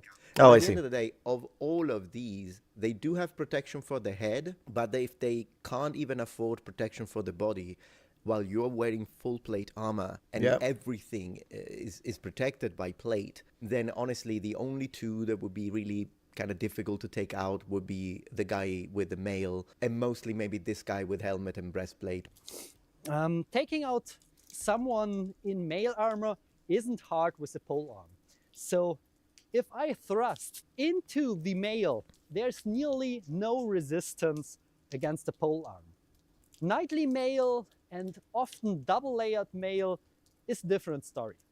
Maybe this. Interesting point. There is a passage when it comes to from ancient Rome. I'll see if I can find the passage and put it on the screen, maybe during editing afterwards. But there is this passage that mentions specifically how a mounted spearman, so a cavalryman, and I think it's some kind of equites, the equites, he's trying to spear a guy wearing mail, and the guy is on the floor, is on the ground, and the soldier wielding the spear thrusts him multiple times and does not penetrate. So, and this is in ancient Rome. Now, is it because you say that it's easy with, so imagine that we're talking about a riveted mail, and you say you can go through it with a poleaxe. Is it because the poleaxe is particularly thin and sharp, and therefore it's like optimized? Because I've never tried to penetrate mail with a poleaxe, so if you have done that, it would be interesting to see why that works better than a classical spear against, once again, a classical period mail, which would be less sophisticated than something that you would have in the Middle Ages. Usually Roman mail, for what I remember, it's like half solid, half riveted, so it's still pretty strong. And I can't think of a single example of butted mail in Rome. There are historical examples of butted mail in Japan. Both existed, riveted and butted. But when it comes to, so if you're imagining this is a fully riveted or maybe half and half, is it easy to penetrate with a poleaxe? You say it's a thin spear. Maybe that's why. It's because it's very thin. I wonder how much penetration you would get. Would you get enough penetration to take him out?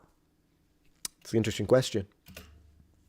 This guy would be a little harder, although, of course, he can afford a breastplate but doesn't have any mail underneath. Is a little strange from a historical standpoint, but not impossible. Sometimes we do see it, but it's very, very, very rare. And other times, even though we do see a breastplate on top of what appears to be some sort of fabric, like a coat, it's also important to underline that sometimes they have mail underneath that. So even if you see breastplate on top of fabric, it could be a situation where they are wearing mail. It's just that it's underneath the fabric component.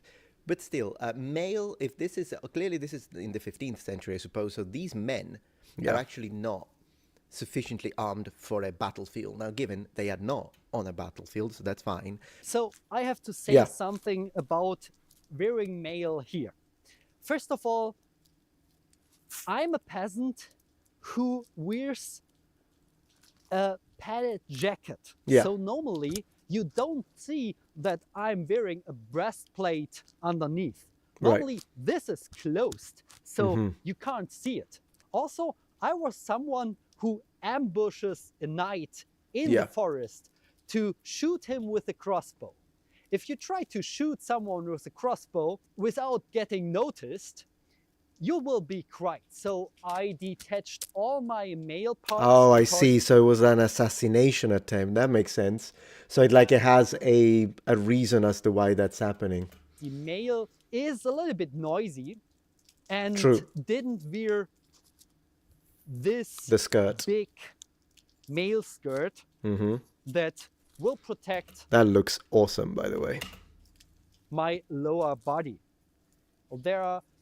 Good night, Daxfile. Thank you for popping by.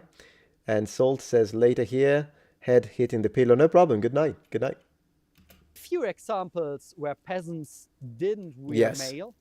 And if I'm going to ambush a knight in the forest, I would definitely not wear mail. Makes sense, Billmen, archers, crossbowmen should be wearing at least a degree, maybe a coat of plates, a jack of plates on top of the mail. Maybe they should be wearing brigandine.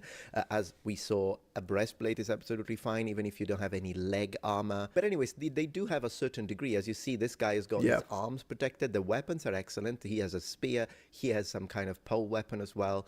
And so when it comes to the weapons department, they're actually well kitted. The only thing that gives them a massive... I double down on that.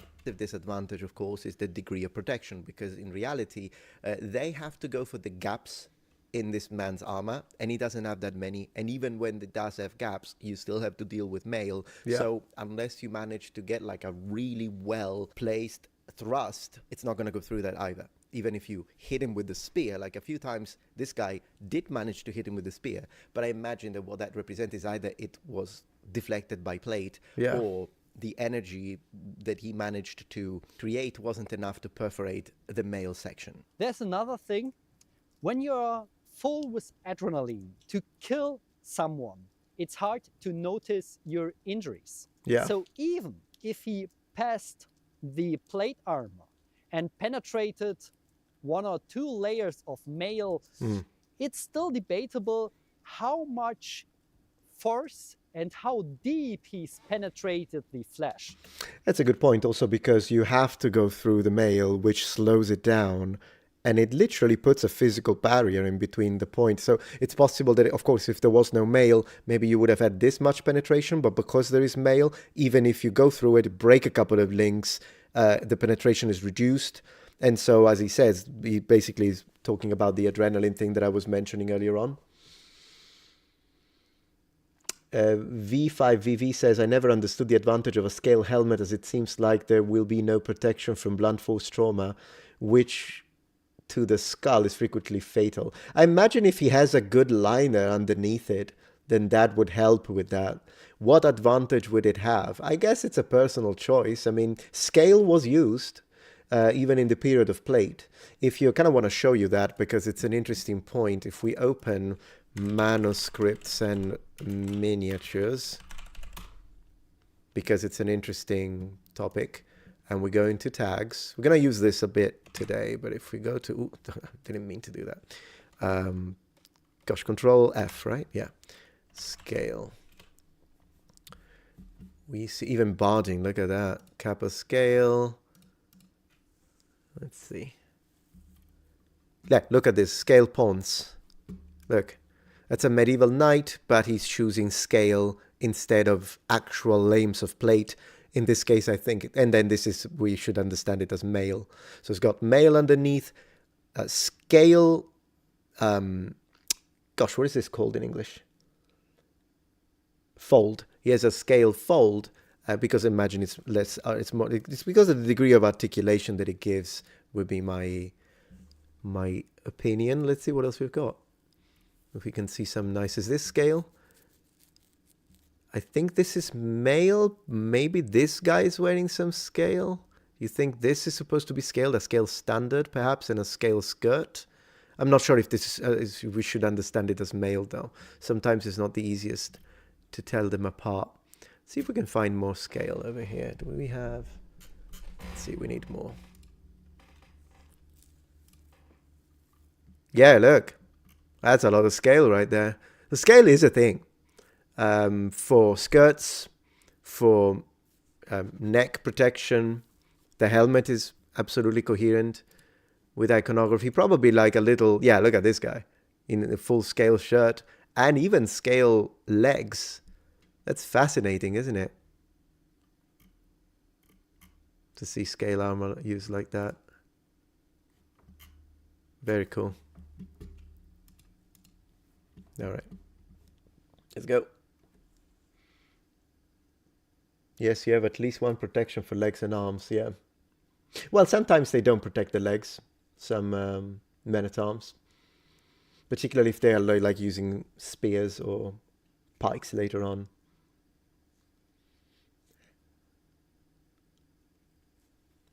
Okay, yeah, if stream in the morning to wake up with good historical content, absolutely. All right, let's go. So maybe there's only a small injury. Or maybe there's a big injury and the knight didn't notice it in that moment. Makes sense, yep. I really liked the part where they say, oh, get the dagger, finish him with the dagger, try to, you know, because that's exactly what you should try to do. At one point, one of the guys out of desperation tries to swing his sword against the knight in plate, and that, of course, does nothing. It's not that you can't use a sword. He will go further. Sword against a full plate knight. It's just that it's really, the odds are with him, as we could see. Once again, this is non-choreographed, so I actually love that. Because there are a lot of the areas in this man's body that even if you hit him, it's not going to do anything. Because, as you can see, this is supposed to be like high-quality plate, probably hardened steel. Yeah, he'll feel it. He'll feel the impact, but it won't hurt him. Killing a knight is against the odds if Yeah. you are not in fully armor as well. Yeah. But killing a knight with a sword, this is not a sword, this is a Kriegsmesser, but it's nearly the same. Isn't a bad idea. This weapon is an excellent choice for killing knights, and all knights would agree. I think he's gonna say that, yeah, by the way he's holding it, of course he's talking about half swording. Makes sense. Of course, and it is they pretty. used swords to kill other knights. Because this is nothing more than a giant dagger. Mm-hmm. And also, Metatron said that a dagger is a great idea. So Yeah. if you're in a further distance, out of reach of a mace, I wouldn't grab the dagger in first place. And I Yeah. had a dagger here. Yeah, I think the dagger, it's a good point. I think the dagger is like what you use if you are subduing a knight in the sense that he's on the ground. Maybe you got him pinned. Maybe you hurt him or you wrestled and now you're on top of him. And then you take the dagger for the precise shots. But yeah, he's right. I mean, you can use absolutely a sword to half sword. I would grab a sword, and I had a sword on my side. Yeah. And would try to stay out of reach and hit these gaps with enough force. To hit these gaps, knights who wear plate and could make the risk to go inside and fight in close combat, of course, used half swording. Yeah. In this way, they were able to be a little bit more precise when it comes. Yeah, precision, and I think even more power. I think more power because using both.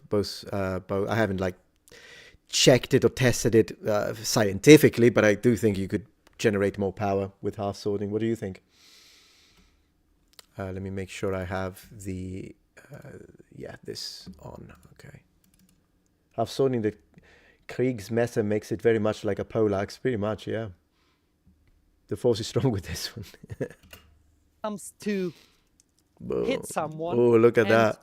Have two hands on the blade, so it's nearly like a two-handed heavy dagger. Yeah. But if you want to stay out of reach, you try to hit with as much force as you can accelerate. Sure. In these gaps. And I was able to hit under his eventail and hit the last layer of the standard. So that's why he struggled a little bit and went a little bit back when he was hit by my blade. And so that's why this is such a difficult fight for these peasants. My gosh, the mace. Yeah, you see, like he's trying here, he's desperate. Probably should have tried to half sword at this point. With two hands on the blade, I'm free for his weapon to strike me in the side. So I have to use my distance. But the problem is that even if you do that, let's say that you do manage to stab the knight in one of those areas that he only has mail and you were very precise, you get a good hit, still, he can still attack you back. So yeah, you stabbed him somewhere, which is not going to be vital immediately unless you manage to get him in the throat or in the eyes, but that's extremely difficult. So you may be able to wound the knight, but then he's going to hit you with a mace on the temple and you're out of it. Or even if he hits you in the ribs and he cracks a rib, you're out of combat. So in reality, the knight... Man, I'm agreeing with myself a lot and with him. And here, like you see, the spearman did manage to do a good thrust, but I can see it's just underneath, and so it's hitting the plate. And most likely, that's not going to go through.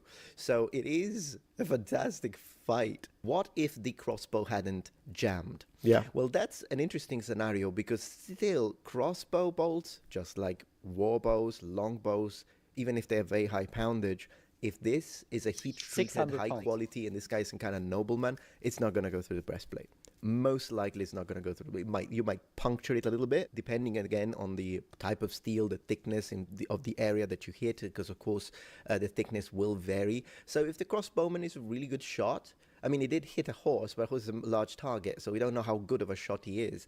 Remember that oftentimes crossbowmen were trained in 2 to 4 weeks and then set out. It's not like if it's a long bowman who is a freaking sniper, has been training since they were very young. We don't know if this guy is a good aim, but even if he was like one of those specialized crossbowmen, like Genoese crossbowmen, people that mercenaries, that was their job, they were professionals, so they were probably training a lot. Even in that case, if he shoots him in the center of mass, which is again the most likely target to be able to hit, because he's a moving target, of course, and he's fighting, and he also has to be careful with friendly fire, right? So if that's happening and he manages to hit anywhere in the back plate or breastplate in the front, not gonna go through.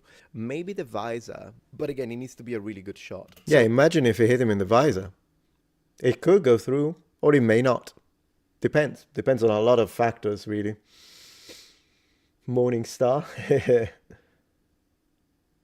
There is a certain degree of danger for the plate at night when there is a crossbowman in the mix. But then again, it's not automatic. And remember that he could, let's say that he can take 2 shots. By the time he's reloading the third, the knight might be upon him. Yeah. Right. I think I have 1 shot. You think, well, yeah. The knight will reach me. Definitely. Sure. And so I think at that point, the knight is going to take care of him very quickly. If I try to reload, I'm not able to outrun him. He will catch me. Yeah. And this is not a game where you can run, load your crossbow, shoot at him, and run. That doesn't work in real life. Absolutely, it doesn't work. Because... See, that's, I think, the difference between imagining a fight and actually trying it. It is... I mean, there are always those scenarios, I don't know why I turned off the light, there are always those scenarios where I may not be able to do it, you may not be able to do it, but maybe a medieval guy who actually did this for a job could. But not in this case, though. I think he's right. But I'm just saying, in general, whenever we do experimental archaeology and historical reenactment, we do have to take into consideration the fact that we are not medieval people. And, you know, he actually does more combat in armor than the average Joe, of course, because that's what he does. But still less than a real medieval person, most likely. Particularly if it's like a knight or someone who trains. And so it's interesting to always take into... I always like to consider the small chance that maybe something that we can't pull off. Like, for instance, I could never jump on a horse, but that's been documented in medieval France, if I remember correctly. Someone who could jump on a horse in full plate. It's one of those things. VE, what is the effect of denting armor in articulation points? Will it prevent the person from being able to bend the joint? If the guy in plate is unlucky enough and you can manage to bend, you could make it so that the arm gets stuck. Yeah, it could happen. Or the leg. It's unlikely, but yeah, it could happen. You grew up with horses, Timothy? Very cool. I have to take all this stuff and run. That's not easy. I run with the same historical shoes that are at the same slippery.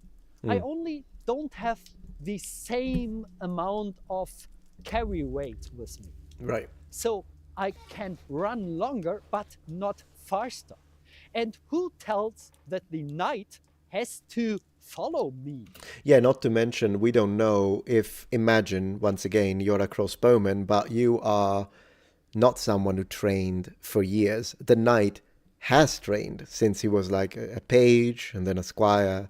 So it's very probable that a knight is going to be physical, more physical than you, more trained than you, which means that even in full plate, he may not be able to run as long as you do, but he may be faster. Picture that for a moment. You're a crossbowman with a breastplate, the knight is in full plate, but he's faster than you. It's absolutely plausible. Absolutely plausible. Here is how I'm going to prove that point. Take a breastplate and a helmet and a jacket and put them on me. Then take a full plate harness and put it on an athlete who is trained for years. He's gonna outrun me. Plate or no plate. Plate or no plate. Good morning, Belnick. There is also the fear There's also the possible lack of coordination. So they are all like they don't really know what to do. They're panicking. This guy is coming at them. One of them is already dead. The other one is being attacked. This guy panics. That is very important. We tried to coordinate. We really tried hard to coordinate. But that's not that easy. Oh, yeah. If you think about it, you think, okay, we have to surround him. But that's actually dangerous. Because if you try to surround someone and also try to stay out of reach of his long polearm, you are spread far. So if the knight in the middle decides to go for one of these peasants with full speed, the other peasants have double the way to close in. Very good point. So it's much easier for the knight to take out one after one if you try to surround him. So you have to stay together first. And when the knight charges at one, you have to hope he will survive. What we unfortunately didn't. But if someone survives and can deflect a strike, the others have the option to go and surround him closer. Then it's a whole different... Man, this spearman is really going for it, isn't he? ...story. So he lost the polearm at one point. Then he has the mace. Even if he had a sword instead of the mace, anything that he has, even a dagger at that point, a rondella or misericordia, whatever it is, anything will be effective against them because they're not armored enough. And as I was saying, he can't hit them in the head. Well, with the mace, he can still try and maybe stun them. But even if he can't hit them in the head with a sword, there is still so many viable targets for him, because we have to remember that when you're fighting on a medieval battlefield or in a situation like this, an ambush, you don't have to behead the enemy. You have to make them incapable to continue the fight. He's most likely going to run away. It's not like in video games where your enemies, they always fight until the death, like they're some kind of religious fanatics. There's definitely truth behind it. But in my case, I was the last survivor, the crossbowman at the first, and then with the strike to my armpit, to my chest here in the side, I was the one who charged with the sword and get beaten to death last. My friends were still alive. They were hurt. They all get nasty strikes to their ribs. So they will die if no one helped them. But they were not dead in that moment. In that moment, yeah. So I thought, okay, I have the sword. I'm deadly injured. I'm the one who's already dead. Why should I run? He shows his back to me. So I have the option to take the sword and thrust it. And I nearly got him. So, yes, I never thought about it. I'm not a fanatic, but... like there's some fanatic. Hey, Tomichiko, good to have you here. Hello, Raf. Finally, I've caught you live. How are you? Very well, thank you. Absolutely, you're very welcome. It's good to have you here. That's very kind of you. It's a lovely message you wrote.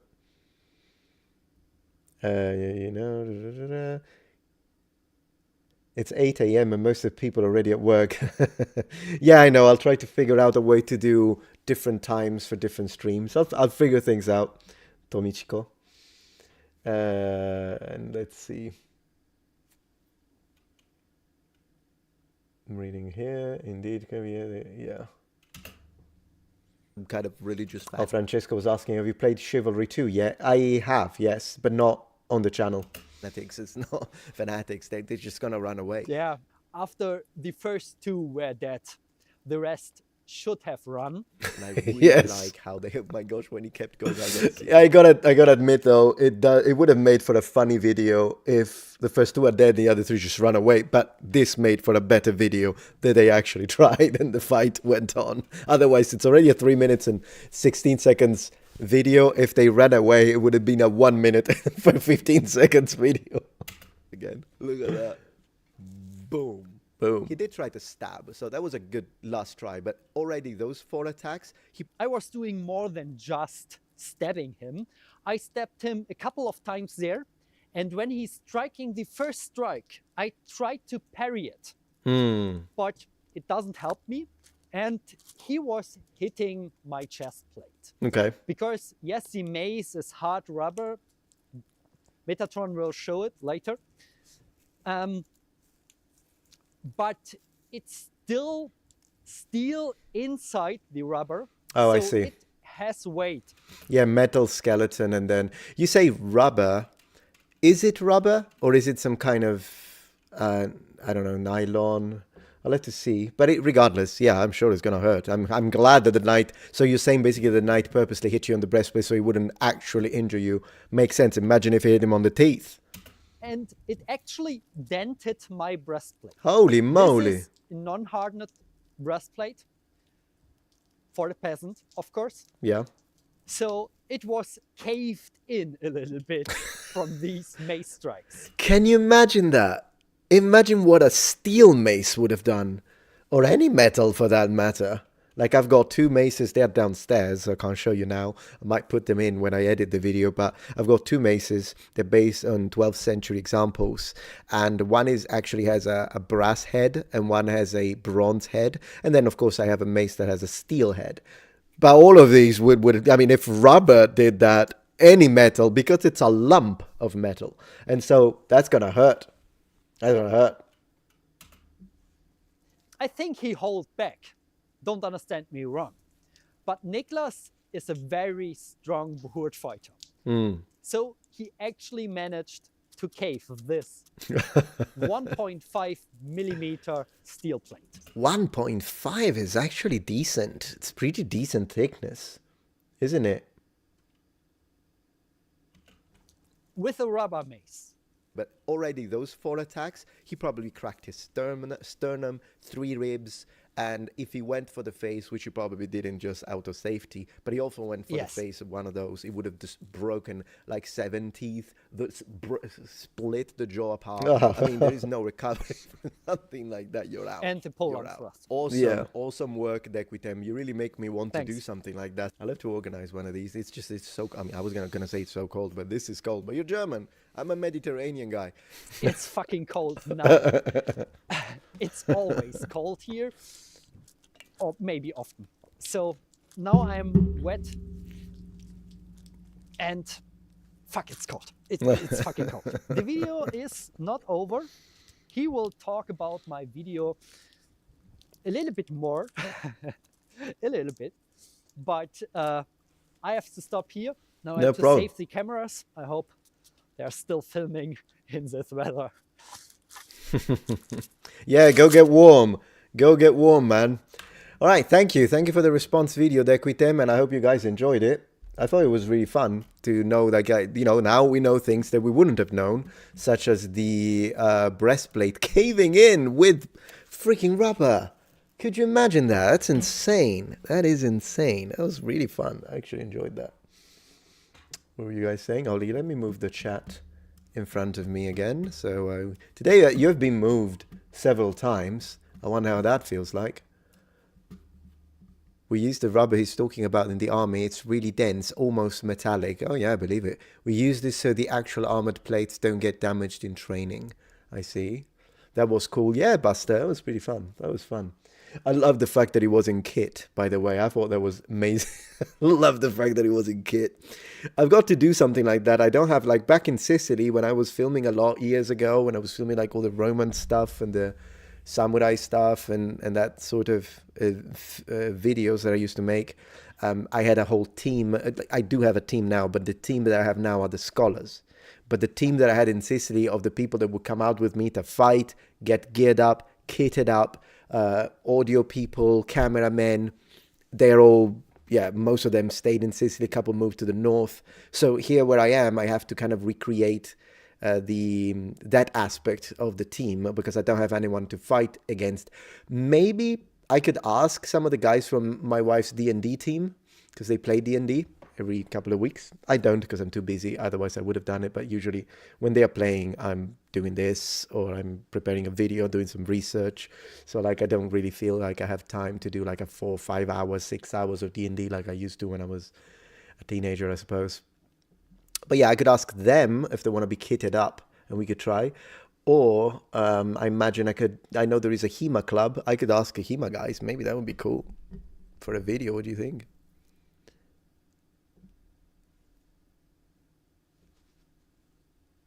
Yeah, absolutely, Timothy. No problem.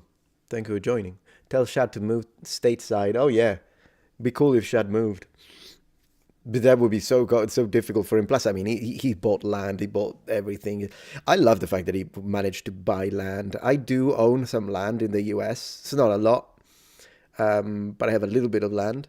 But I think in the future, I would love to buy more land. I think buying land is something that it's just fun to do. It's nice to own land, and then you can build whatever you want on it. You can film, and you don't have to ask for whatever permission or anything like that. Italy can be really annoying when it comes to that. Even when I was filming stuff for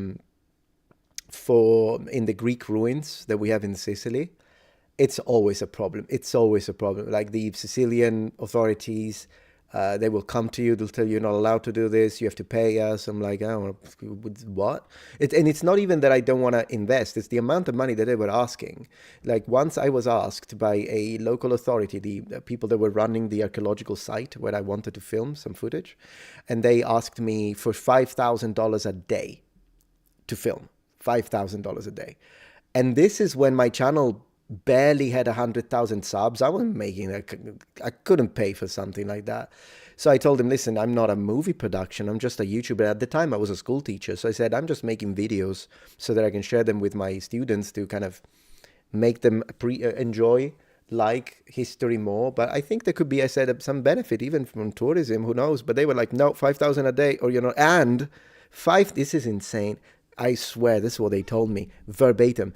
Pay us $5,000 a day, and you are not allowed to use high definition. So I was supposed to film in like 360, 240p. Crazy stuff. So you know what I did? I went to the site, and I spoke to the people there, and they were like, listen, if they said that, you can't film. And then I said, but there are tourists that film all the time. And they said, yeah, but they're not using a tripod. So I said, so is the tripod the problem? They're like, yeah, if you're just holding the camera, then it's like you're a tourist. I'm like, great. So I filmed it. I had the steadiest hand on the planet. I did that. So are you a millionaire? No. So I did that, and I guess not even bending the rules. It's like using the rules against them, I suppose. But yeah, it was insane. It depends on the site. Like when we went to the temple of Segesta, which is a gorgeous temple, I'll show you, because there are some wonderful places. Sicily, Segesta, Sicily. Let me show you. There you go. So this is the temple of Segesta in Sicily. And it's a gorgeous location. Also because basically you go up this set of stairs, and then once you finish the set of stairs, you're on top of this hill, and then you see the temple, which is preserved marvelously. And the background to the temple, because this is an area that is relatively far from the city, which is how ancient Greek temples were built. And that's a big difference between ancient Greek temples and Roman temples, is that Roman temples, not only usually they don't have columns all around, but they only have columns in the front sometimes with the entrances, whereas Greek temples, once again, it depends on the style, but I'm just generalizing for a moment, usually they have columns all around. But also another difference is that Roman temples were usually built within cities, whereas Greek temples often, at least in the Sicilian area, but I think it's the same in Greece, would be built outside in an area that is considered sacred, outside the town. And so this is why this temple, when you go and visit it, it's still relatively far from a town, and so you don't see anything. All around it, you don't see modern buildings, you just see forest and hills. So it really feels like a little bit of a time capsule. The only difference with period would be the fact that it would be fully painted and in color, probably bright reds and bright blues with white painted columns, maybe even red and blue columns with just white bases. It would have been in full color. But apart from that, it really is a wonderful experience if you go to Segesta. It's a single temple. It's not a temple complex like Agrigento is. I'll show you that. Agrigento is also called the Valley of Temples in Sicily.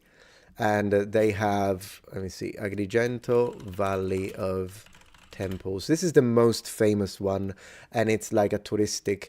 You start from the temple of Hera, and then you walk all the way through all of these different temples to the different gods, and it will take you a good, like, I want to say, I haven't been in a while, but probably like a good hour, an hour, 40 minutes maybe, half an hour if you go fast, to visit all of the different locations. And then at night they are all lit up. They put like lights in the temple. So Agrigento is the place that everyone knows.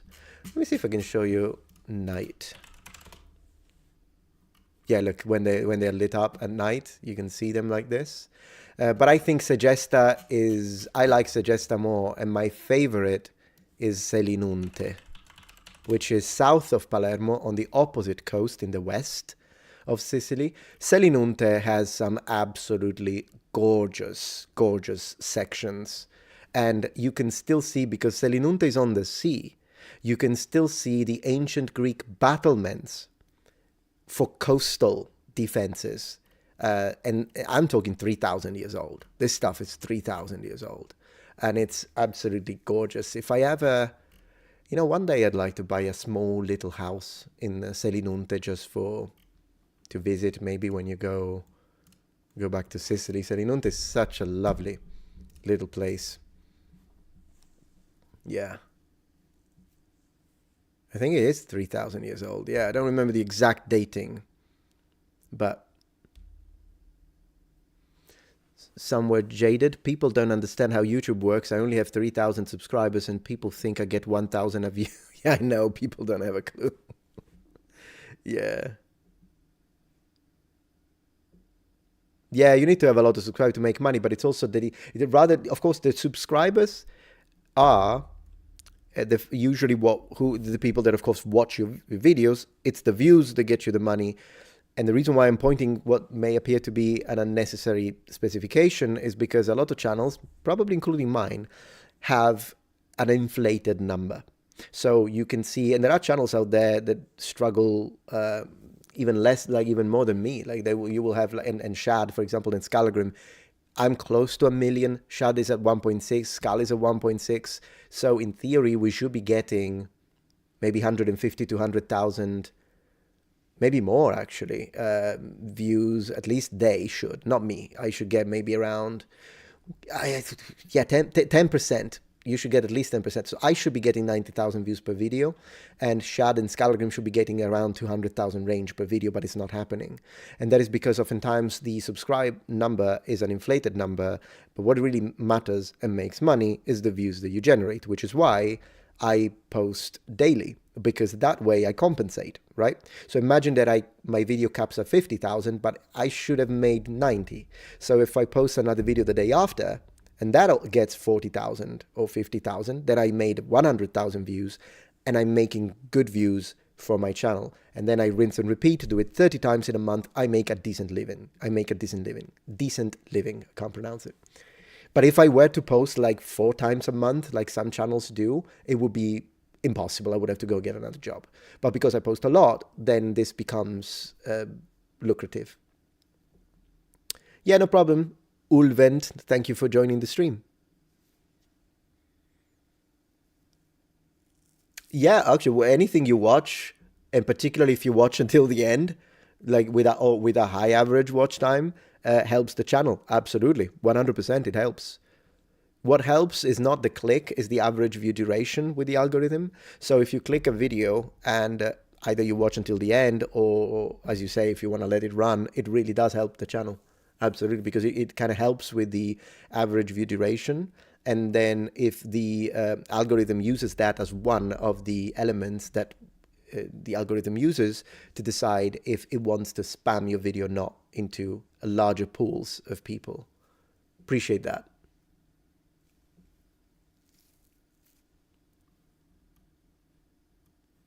I'm not sure about that church in Abruzzo, Francesco. It's a converted temple still mainly intact. It will be not the only one. I mean, I'm not sure about the cover, but when it comes to like a converted temple, there are a few like that in Rome as well. One of which is very famous, actually. You hated the YouTube algorithm. Yeah, tell me about it. It's been a battle. 11 years of battle, my friend. But I can't complain. I really can't complain. I'm happy where I am at. But I've been doing... what about if people have blockers on their browsers? Yeah, if they have ad blockers, the average watch time still helps. But of course, if they block all of the ads, then we make less money. Absolutely. But I understand why people use them. I can't encourage people to use them, but because it's against terms of service. But I do absolutely understand. I don't use ad blockers. Never have downloaded it. So every time I watch a YouTuber, I just watch the ads. And if I'm getting too many ads, I will just become a member. Or, oh yeah, that's the thing though. I did buy, not too long ago, I bought premium membership, YouTube. What used to be YouTube Red, so I don't get ads. I just remembered it. I don't get ads like that. Is it views or total minutes of viewed? So total minutes viewed is what helps the video be picked up by the algorithm. But what makes money is actually the ads watched. That's what makes money. And that's how it works. Yeah. But then again, if there are, even if someone has YouTube Premium, we still get a cut of that when they watch the video as content creators. But no, as I say, I can't complain. I mean, the money's fine. The money right now is okay. But then again, I'm also compensating because the second channel is growing and it's doing really well. It's really pushing outside its weight. And I'm really hoping for Protectorate because right now Protectorate is doing well. We reached monetization in just a few weeks and that was very fast. And then since monetization happened, which was maybe 3 weeks ago since monetization. So this is going to be my first month of full salary from the Protectorate. And I think the Protectorate has a very high potential, but I have to, because of the fact that there is a lot of retro gaming and focusing on retro gaming. And also I'm going to not just do Let's Plays and a couple of reacts, which is what I've been doing lately, but I want to start doing dedicated documentaries dedicated to video games.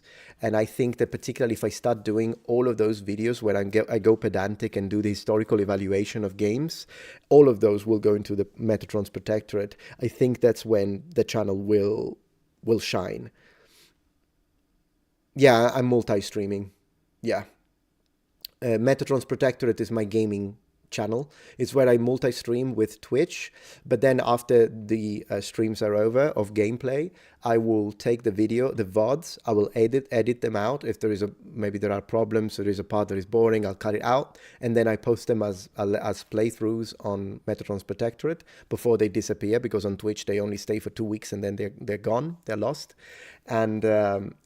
And then another thing is that I also make its own content. So I will do react videos. I will make documentaries. As I say, I've been producing one about Skyrim. And they all go on Metatron's Protectorate, the gaming channel.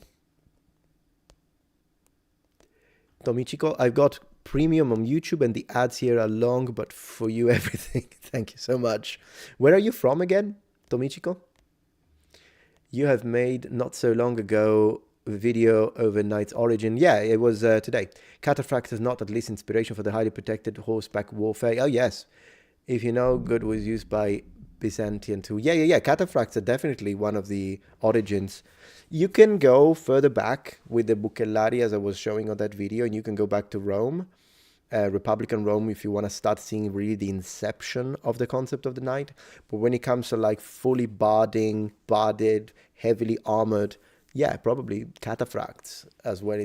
We could consider it as a point of beginning.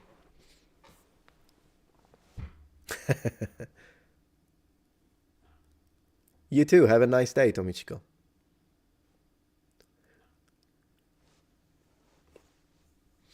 Let me see here what we've got.